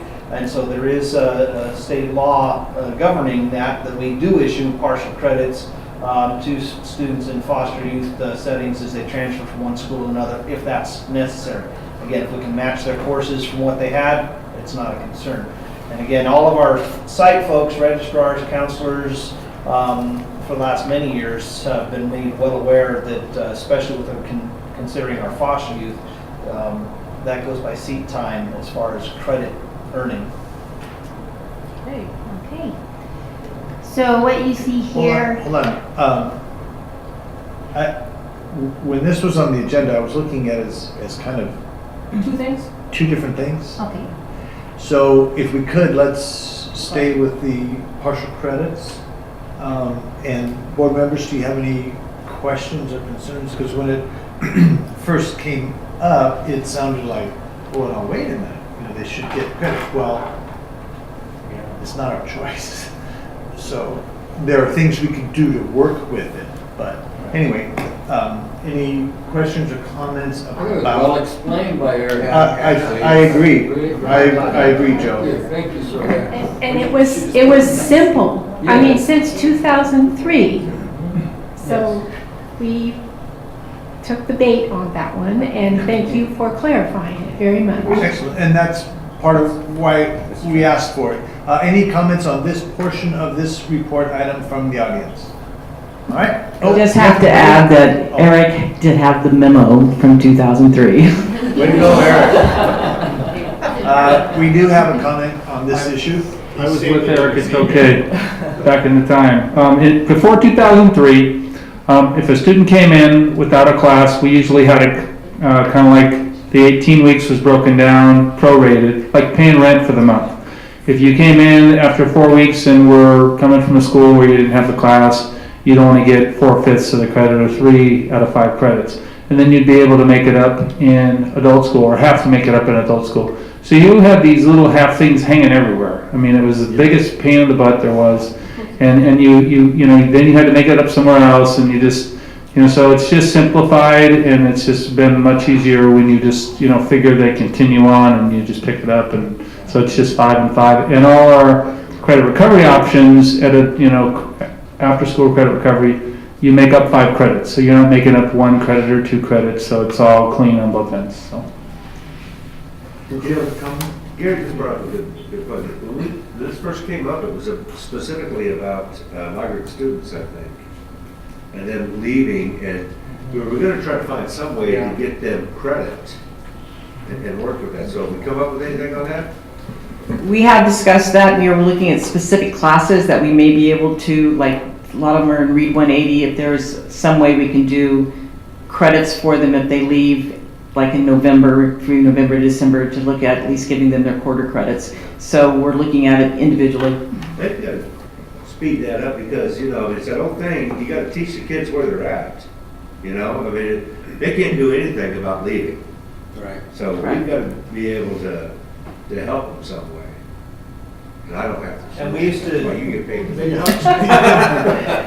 And that's specifically, Mr. Neely, we used to have, and John could probably speak to it, we used to have the PASS program, which through the county office and working with our migrant students, where when they left, they would come back and work, and I'll say work through packets, but work through additional curriculum in the areas that they missed to make up specifically those 1 or 2, they were there, again, they were in the school for 3/5 of the time, but they still needed to make up a couple credits worth of seat time, if you will, and the PASS program was geared specifically towards that, to where they would make up 2 credits of world history or 2 credits of government or whatever it might have been. That's kind of gone by the wayside, more so because, again, the UC-CSU requirement of its semester completions, and that's one of the things that really kind of is at odds with that opportunity. Well, if we have a child that falls under that example, couldn't we then sign them up for either independent study or a continuation school? So therefore, it would be seat time as opposed to getting through a set amount of curriculum. Exactly, John can speak to that. We still have a migrant education teacher at our school, so if someone qualifies for PASS, they don't have to go to the credit recovery after school or any other program. She works with them independently through Fresno, and basically they do an independent curriculum, and they put together that way.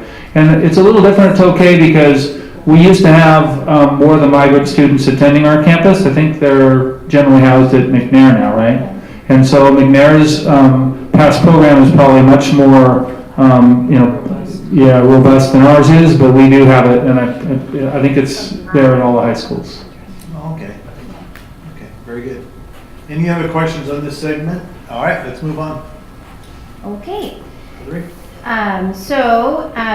What you have in front of you are a current listing of our offerings for general classes. These would be classes that are not college prep and do not receive A through G designations, but potentially meet other requirements like CTE pathways and graduation requirements. I'll give you a moment. There's a lot. What? That's it? That's it? Any questions? Yeah. There are 25 classes listed here. And I kind of just off the top of my head thinking that, some of these are obviously electives, kind of crossing those out, because I was kind of considering more of options for kids with the core subjects. Okay. And one of the things that I'm concerned about is student ability. You have to give, we want our students to reach, but we don't want them to miss the next bar as they're skipping along the path. So that's why I think that every student should have classes that fit where they are academically. Now, we all know that, kids, if they're signed up here, they can always at a certain time kind of move up or move down. This one can't do the course required that. Instead of them giving up and dropping out, we want them to maybe move them to the next level lower. Or if we see some kids that are picking classes too conservatively and go, hey, you've got this, you would do better going up. What is the ability of that, of kids being able to move within that semester? Within the semester, it's the 3-week parameter for schedule changes. Okay. One tool, though, that we have found to be incredibly powerful at the high school has been the math placement tool that we have used from the district and from assessment, research and evaluation, and curriculum professional learning, the tool that they provided for us, because we really have found that has provided great information about the students' present levels, which has really allowed us with our counselors to guide conversations about where students should be. And in a master schedule for high school, math is a lot of times the determining factor, and it will reverberate into the other subject areas. So once we see what a student can do, and that's a very comprehensive tool. It's not just one piece of data that's informing a decision about where students go. It's many aspects of data over time. So that I feel as an educator, then we're very well prepared to make a good recommendation to students about where they should go. So once the math placement has been put into effect, then the other pieces tend to fall into place.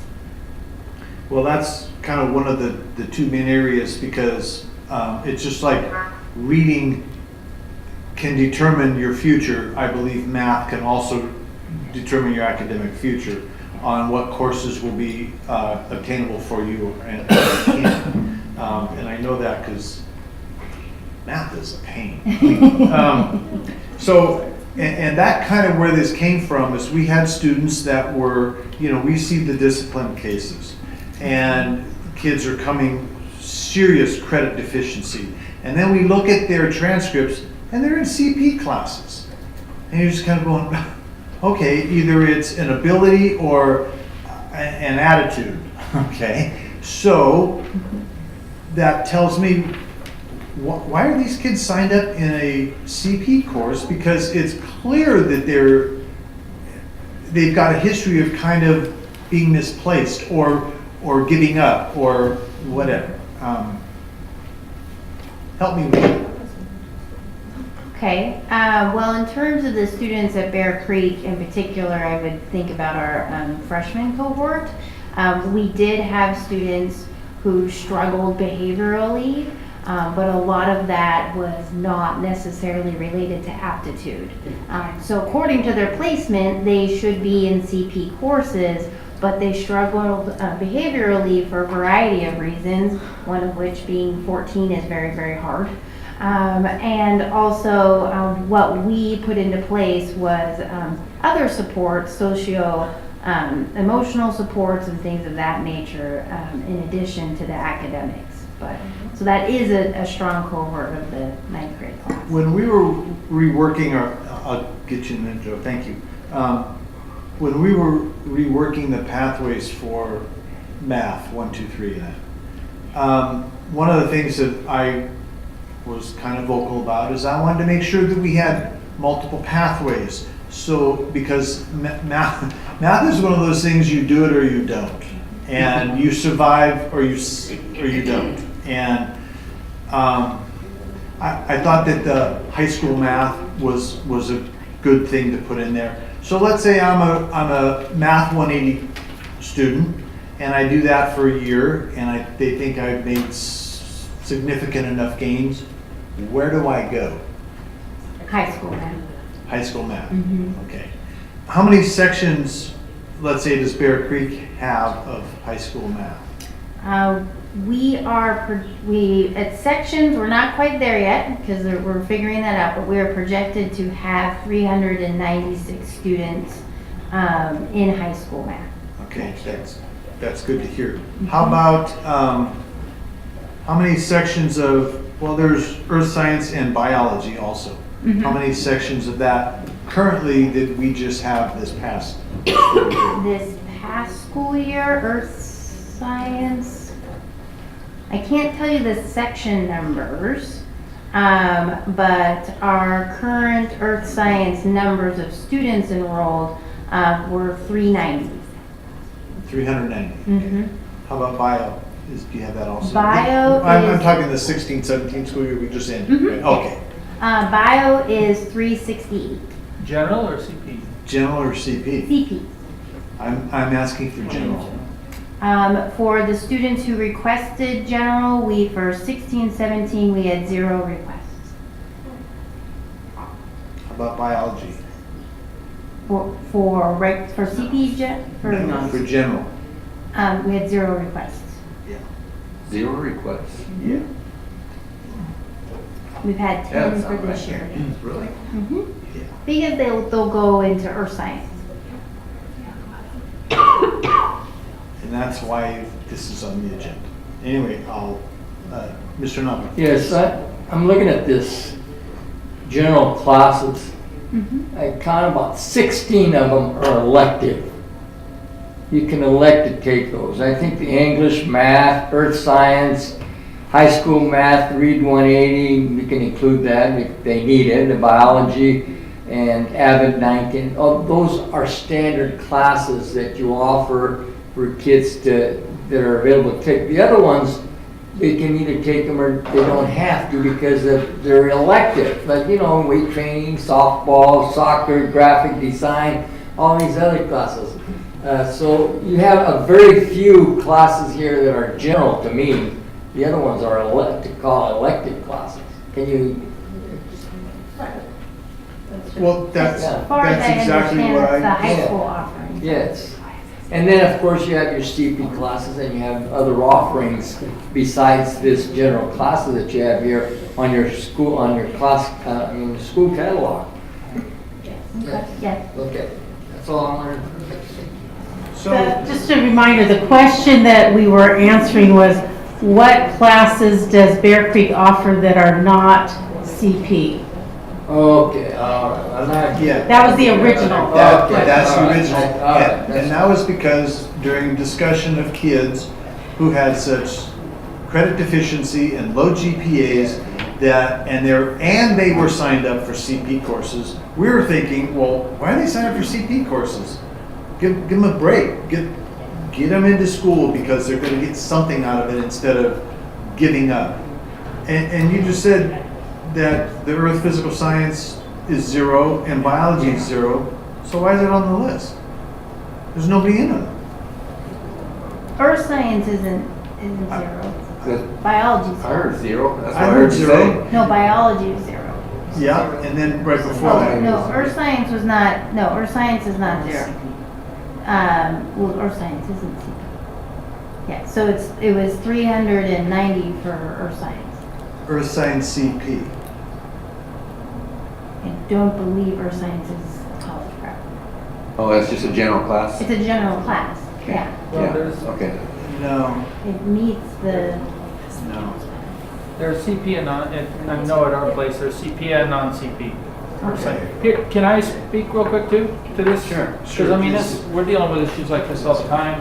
And I know the counselors at Bear Creek as well. When a freshman comes in high school, their future is not decided yet. And so I'm thinking of one tremendous athlete who's on a full ride scholarship next year. He came from us from another school, and the other school had him in a non-CP class. The non-CP class is in an A through G, it's not on the 48H. Well, this student is a senior this year with a 3.5 GPA. He's basically finished his Algebra 2, he's done all of this stuff, 3.5 GPA, NCAA. We had trouble getting him qualified for college and for his 48H because of the non-CP classes he had his freshman year. So as counselors, we want, if possible, to start as many people up, where they have their options open, available to them. So, in a sense, we're optimistic. One could say, we don't face reality, but in a true sense, we're giving that student a chance. And a lot of times, the student will live up to what they're put in. And some of these students get into general classes, and they just, they don't know any better necessarily. So, in a sense, I can kind of see, what happens in high school as the student gets up and then shows what they've done in math, shows what they've done in other subjects. Then, their junior, senior year, they can go back to credit recovery. Like if they're making up biology, we have environmental horticulture, we have some other classes as well that aren't just a non-CP biology. So, a lot of times by the sophomore year, they've pretty much, determined and they'll go to a general class, those kinds of things. And sometimes you can see when you're, scheduling someone from 8th grade, the same problem that she mentioned is there. If they're academically, capable, then, you pretty much set them up with a program that's going to be able to meet, to meet both needs. So I don't know that the general numbers are going to be that high early on necessarily, so. I don't know if you have any questions. I have a question, John. Yeah. These general classes, and I'm experienced with them because I had athletes like you're talking about that scored 1,200 on the SAT, and I mean, that's what the colleges look for. Yeah. What's the score on the SAT? All these other general classes, if he's got a 3.5, excellent. Anything above a 2.5 with your SAT, that's what the first thing that they ask. Not anymore. SAT score. You gotta no. Anybody who's an athlete has to not only be A through G, that's for the college, but the NCAA, it's a 48H form. So they have to take 3 years of math, algebra, geometry, and algebra 2. They have to take 8 semesters or 4 years of college prep English. The non-CP stuff doesn't count. The general classes don't count toward that or anything else. So I'm just saying, I want someone to show me what they're made of, and many times they do, and as counselors, honestly, we go to all these conferences that we're going to. I mean, from the national standards and everything else. Obviously, everybody wants, the best for the kids, and so, you let them have those opportunities, and you believe in them as long as you can believe in them, but eventually you're going to, you're going to have to get the person to meet the high school graduation requirements, and so there could be a role for the general classes, and that's kind of where that fits in. But a lot of times I'll try to get the kid to basically both accomplish both things, high school graduation requirements and A through G requirements. That's my ultimate goal with 100% of my kids. Not that it happens to 100% of them, but. My pet peeve is getting these kids that, sometimes get suspended or expelled, and they have CP classes with all Fs. I mean, what was that? I mean, what do you do? I've seen them on expulsions, check their transcript. Yeah. CP, F, and I said, what is he doing in a CP class? There's your data. Well, possibly, but. Not possibly, it's there right there. I have another student, a non-grad this year, who was an AP student, got A's, and then his senior year, he just tanked it. And he tanked it because he wanted to tank it. So basically, here's, a lot of these kids are capable, it's kind of like she just mentioned. And so, but I think as a general rule, counselors, this is a key issue we face. And we meet Fridays on occasion, so Don can invite you guys to have a discussion with counselors, because those are the people who are putting, who are putting a lot of these students in these classes and deciding what the need's gonna be, and so that's where the kind of the issue needs to be addressed, I think, in my opinion. I'm gonna sit down now and shut up. I hear you, Joe. That's the crux of it. Yeah, I think where this started way back at Julia Morgan was that there was, kids were being put in classes and failing maybe in a CP class or a high-powered class, and they really didn't have the ability. At least they've shown they didn't have the ability because they failed, and there wasn't any place else for them to go. That was what they were. That was the discussion that we had, or we were told there was no place else for them to go. So they just kept doing it over and over again until I don't know what happened. I guess they either graduated or finally figured it out. And our concern was there ought to be classes that they can be successful in, and that's what Hillary, what you're bringing here is you're showing weight training and all that. I'd like to see more consumer tech classes, but that's where we're coming from, John. I think is there something that these folks can be successful in besides just taking the same class over and over again? Mr. Amberley, if I could. Yes. I think one of the things that we also have to be very aware of, though, is the cause and effect part of this. Don't go with the automatic assumption that a student's getting F's in a class because they can't do it. That is true. That is true in many cases, but I'll tell you, it's not true in an awful lot of cases. The student is getting F's, as you know, because of lack of attendance. And again, the cause and effect. Are they not attending because school's not interesting, because the classes are too rigorous for them, they can't handle that rigor, they're not academically suited towards that? Or are they not attending the classes because of other factors not related to their academic abilities at all? I can tell you that our F rate at Tokay in our non-CP classes is just the same, almost identical, as in our CP classes. And it's not because the student is misplaced in the wrong class. 90% of it is, I'd say, motivation and or attendance related, as opposed to true aptitude and what they can handle, what level of rigor can they push themselves to and push themselves a little bit beyond. So I just caution the direct correlation of, hey, they're getting Fs, they must be placed in the wrong class. That's not necessarily true. But then you got SARP to take care of that, see? You got the SARP to take care of all these Correct. people that are not attending the classes. There are factors on it. They should be, the counselor should be aware of these guys. Hey, this guy's not attending class and it's got all this, and then pretty soon he comes one day and knocks the heck out of another guy and then gets 2-3 fights and then he's out. And we probably had 40 or 60 SARB hearings at Tokay alone this year. Yes. I don't think Mr. Toledo's still here, but exactly. And that's why I say there are other factors in here as well. Yes, I would agree with Hillary. I think our district staff has done an excellent job in identifying our math placement stuff and everything else over the last 2 or 3 years. We've really refined that to where we take a really, really good look at multiple measures and things that really get our math placement a lot better. And then in math in particular, during the first 3 weeks, it's part of state law now, is we reevaluate that math placement and maybe change it within that first 3 weeks of the high school year.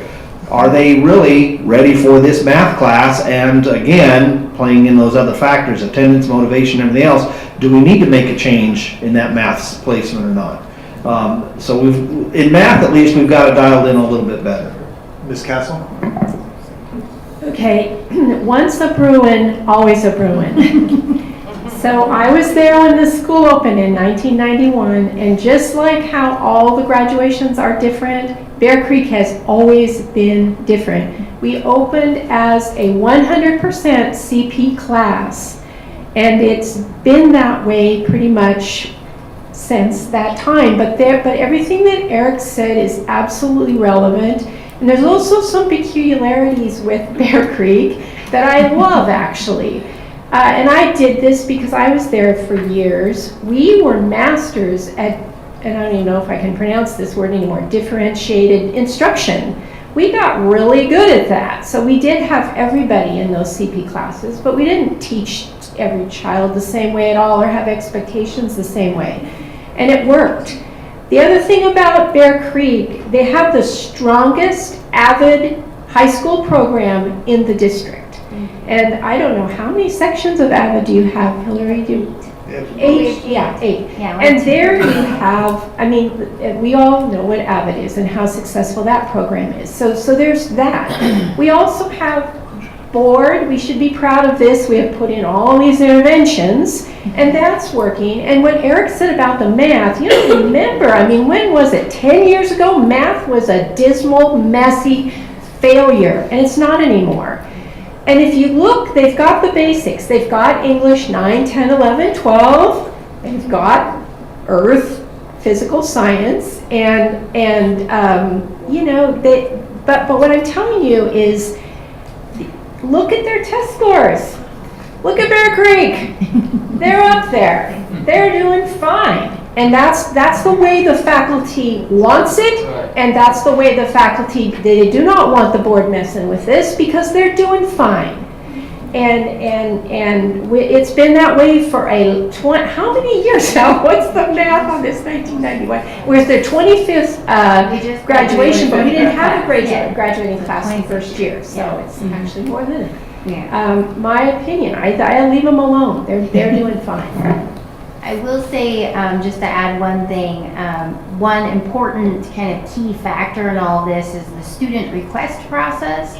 So I think that's maybe where we could start to strengthen our work with students, because they, as 8th graders, come in and they've completed their student request form for courses. They may not, we have the counselors come and meet with the students and explain the different classes. But they may not fully understand the pathways that are open for them. So I think that's where we'll continue to work. We'll continue to use the math placement and other pieces of data that we receive.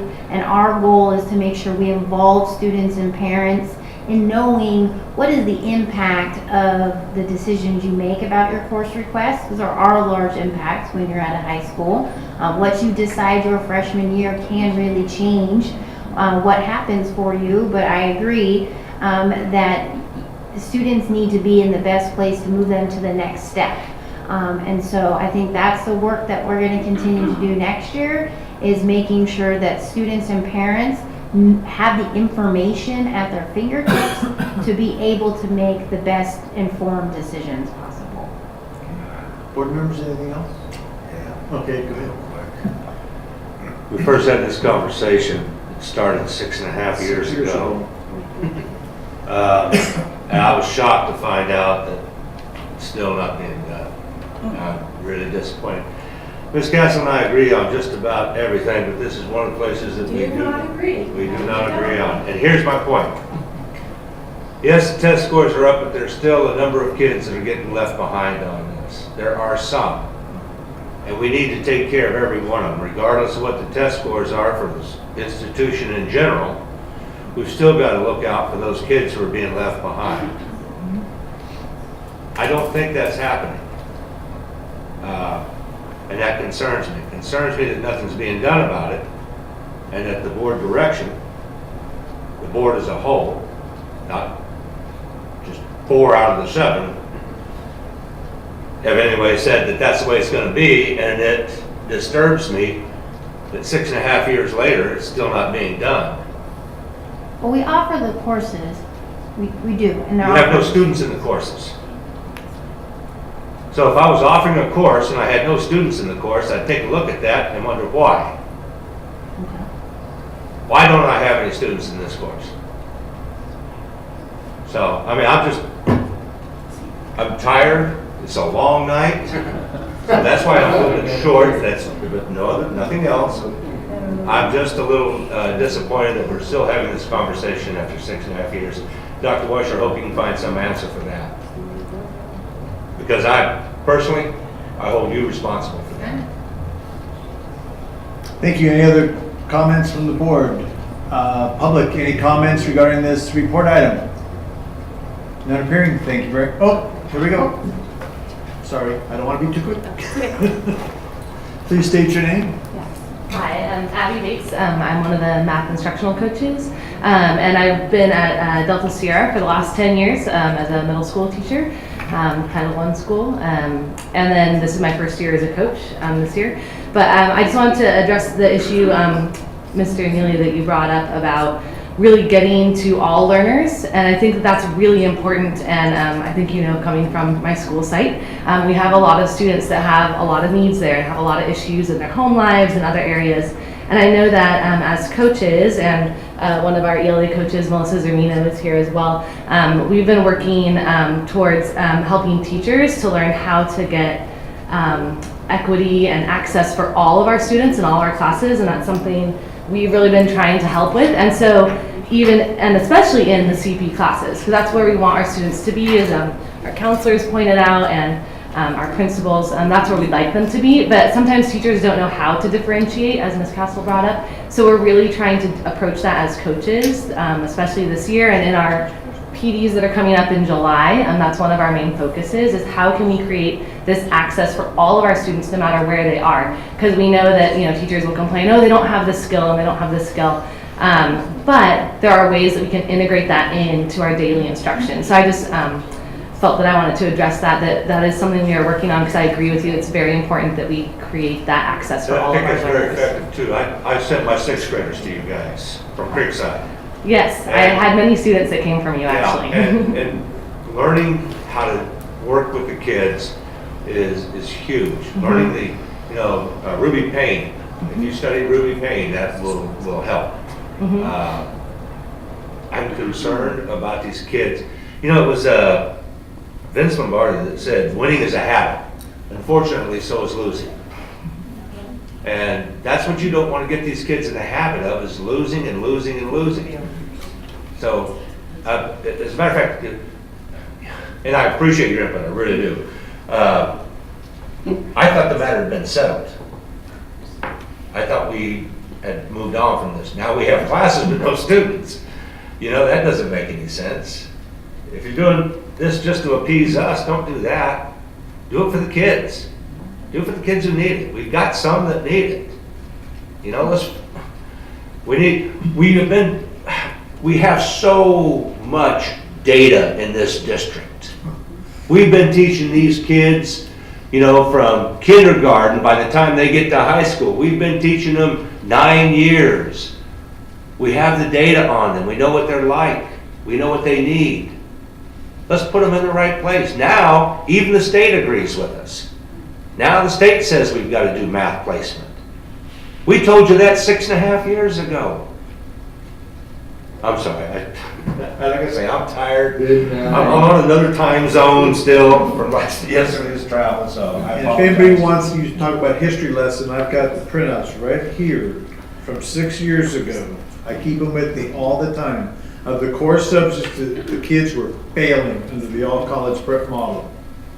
Failing constantly. Tens of thousands of them.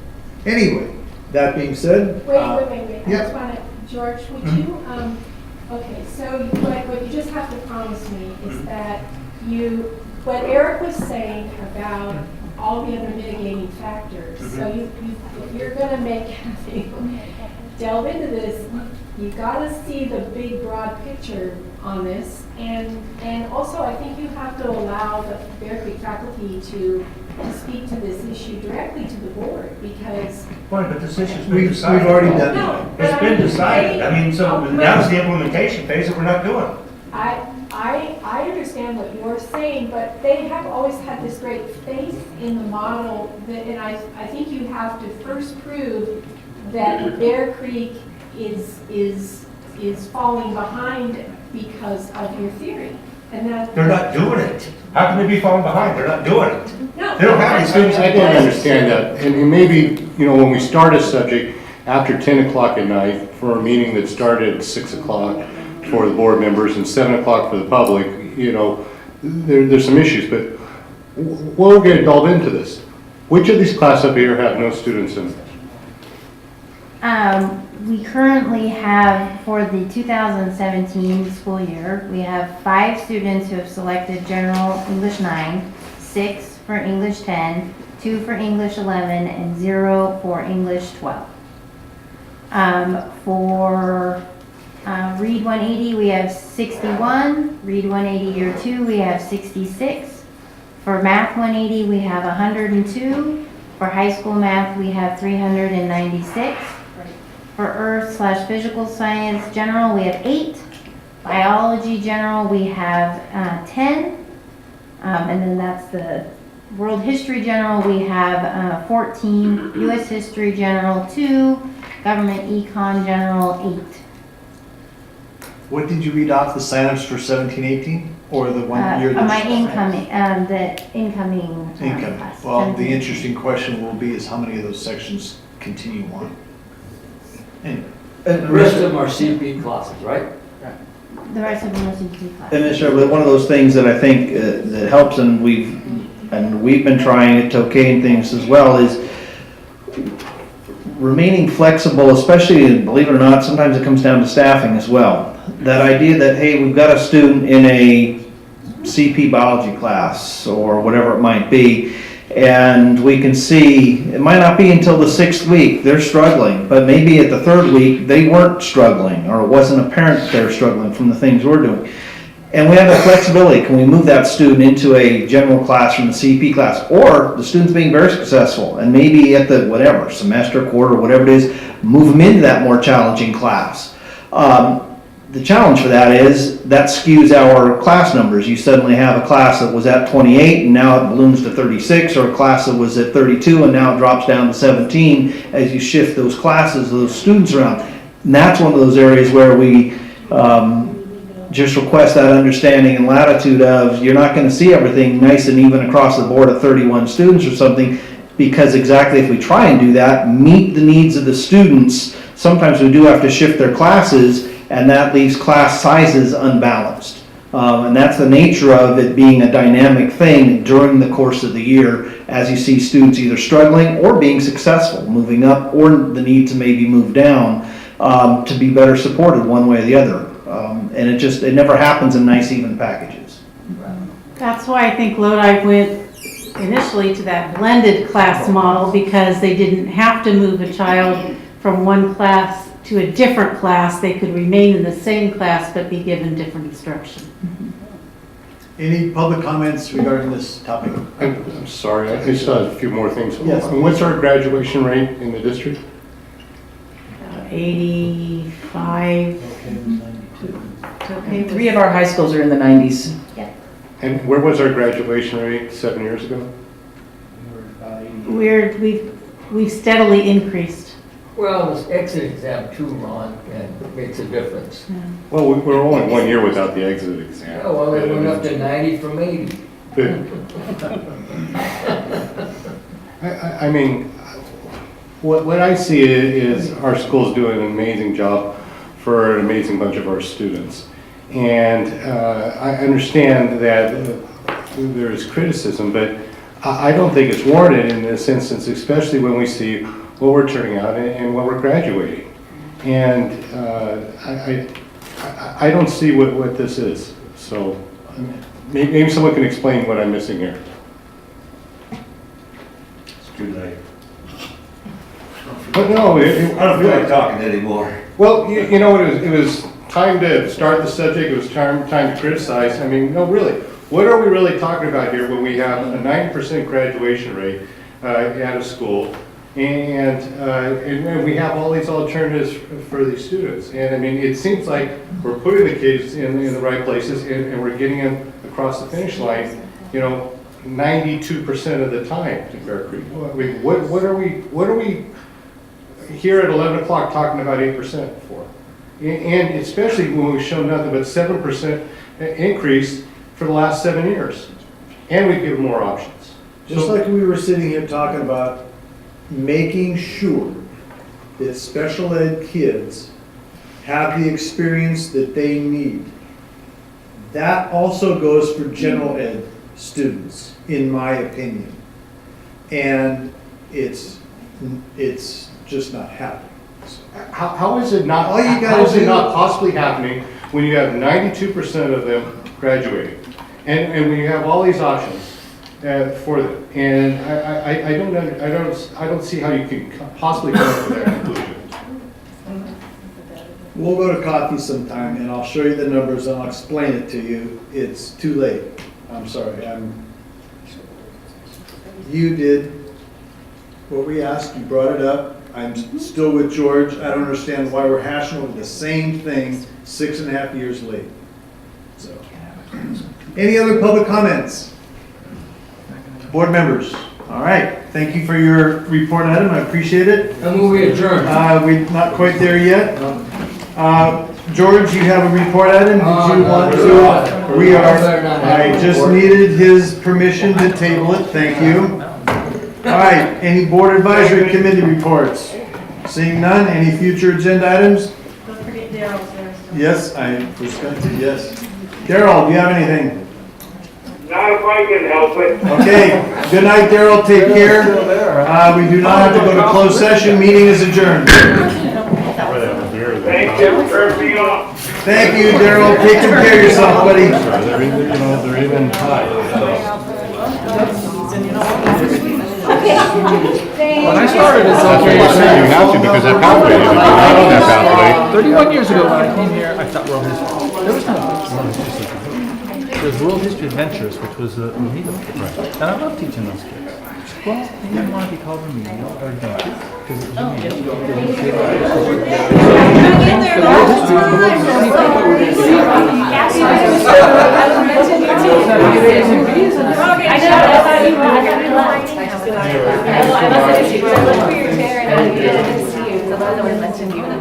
Thank you so very, very much. Enjoyed your graduation. This will be over. Aw, thank you. I enjoyed it, so I don't remember. I'm glad we're done at the beginning because at the end of it, after 4 hours, there's So fast.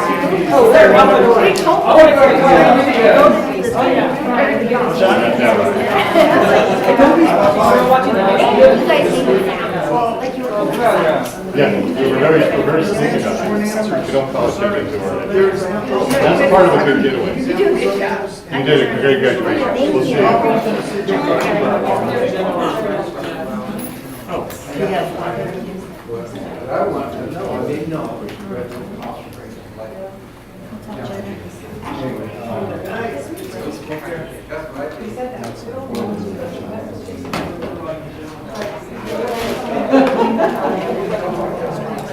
That's right.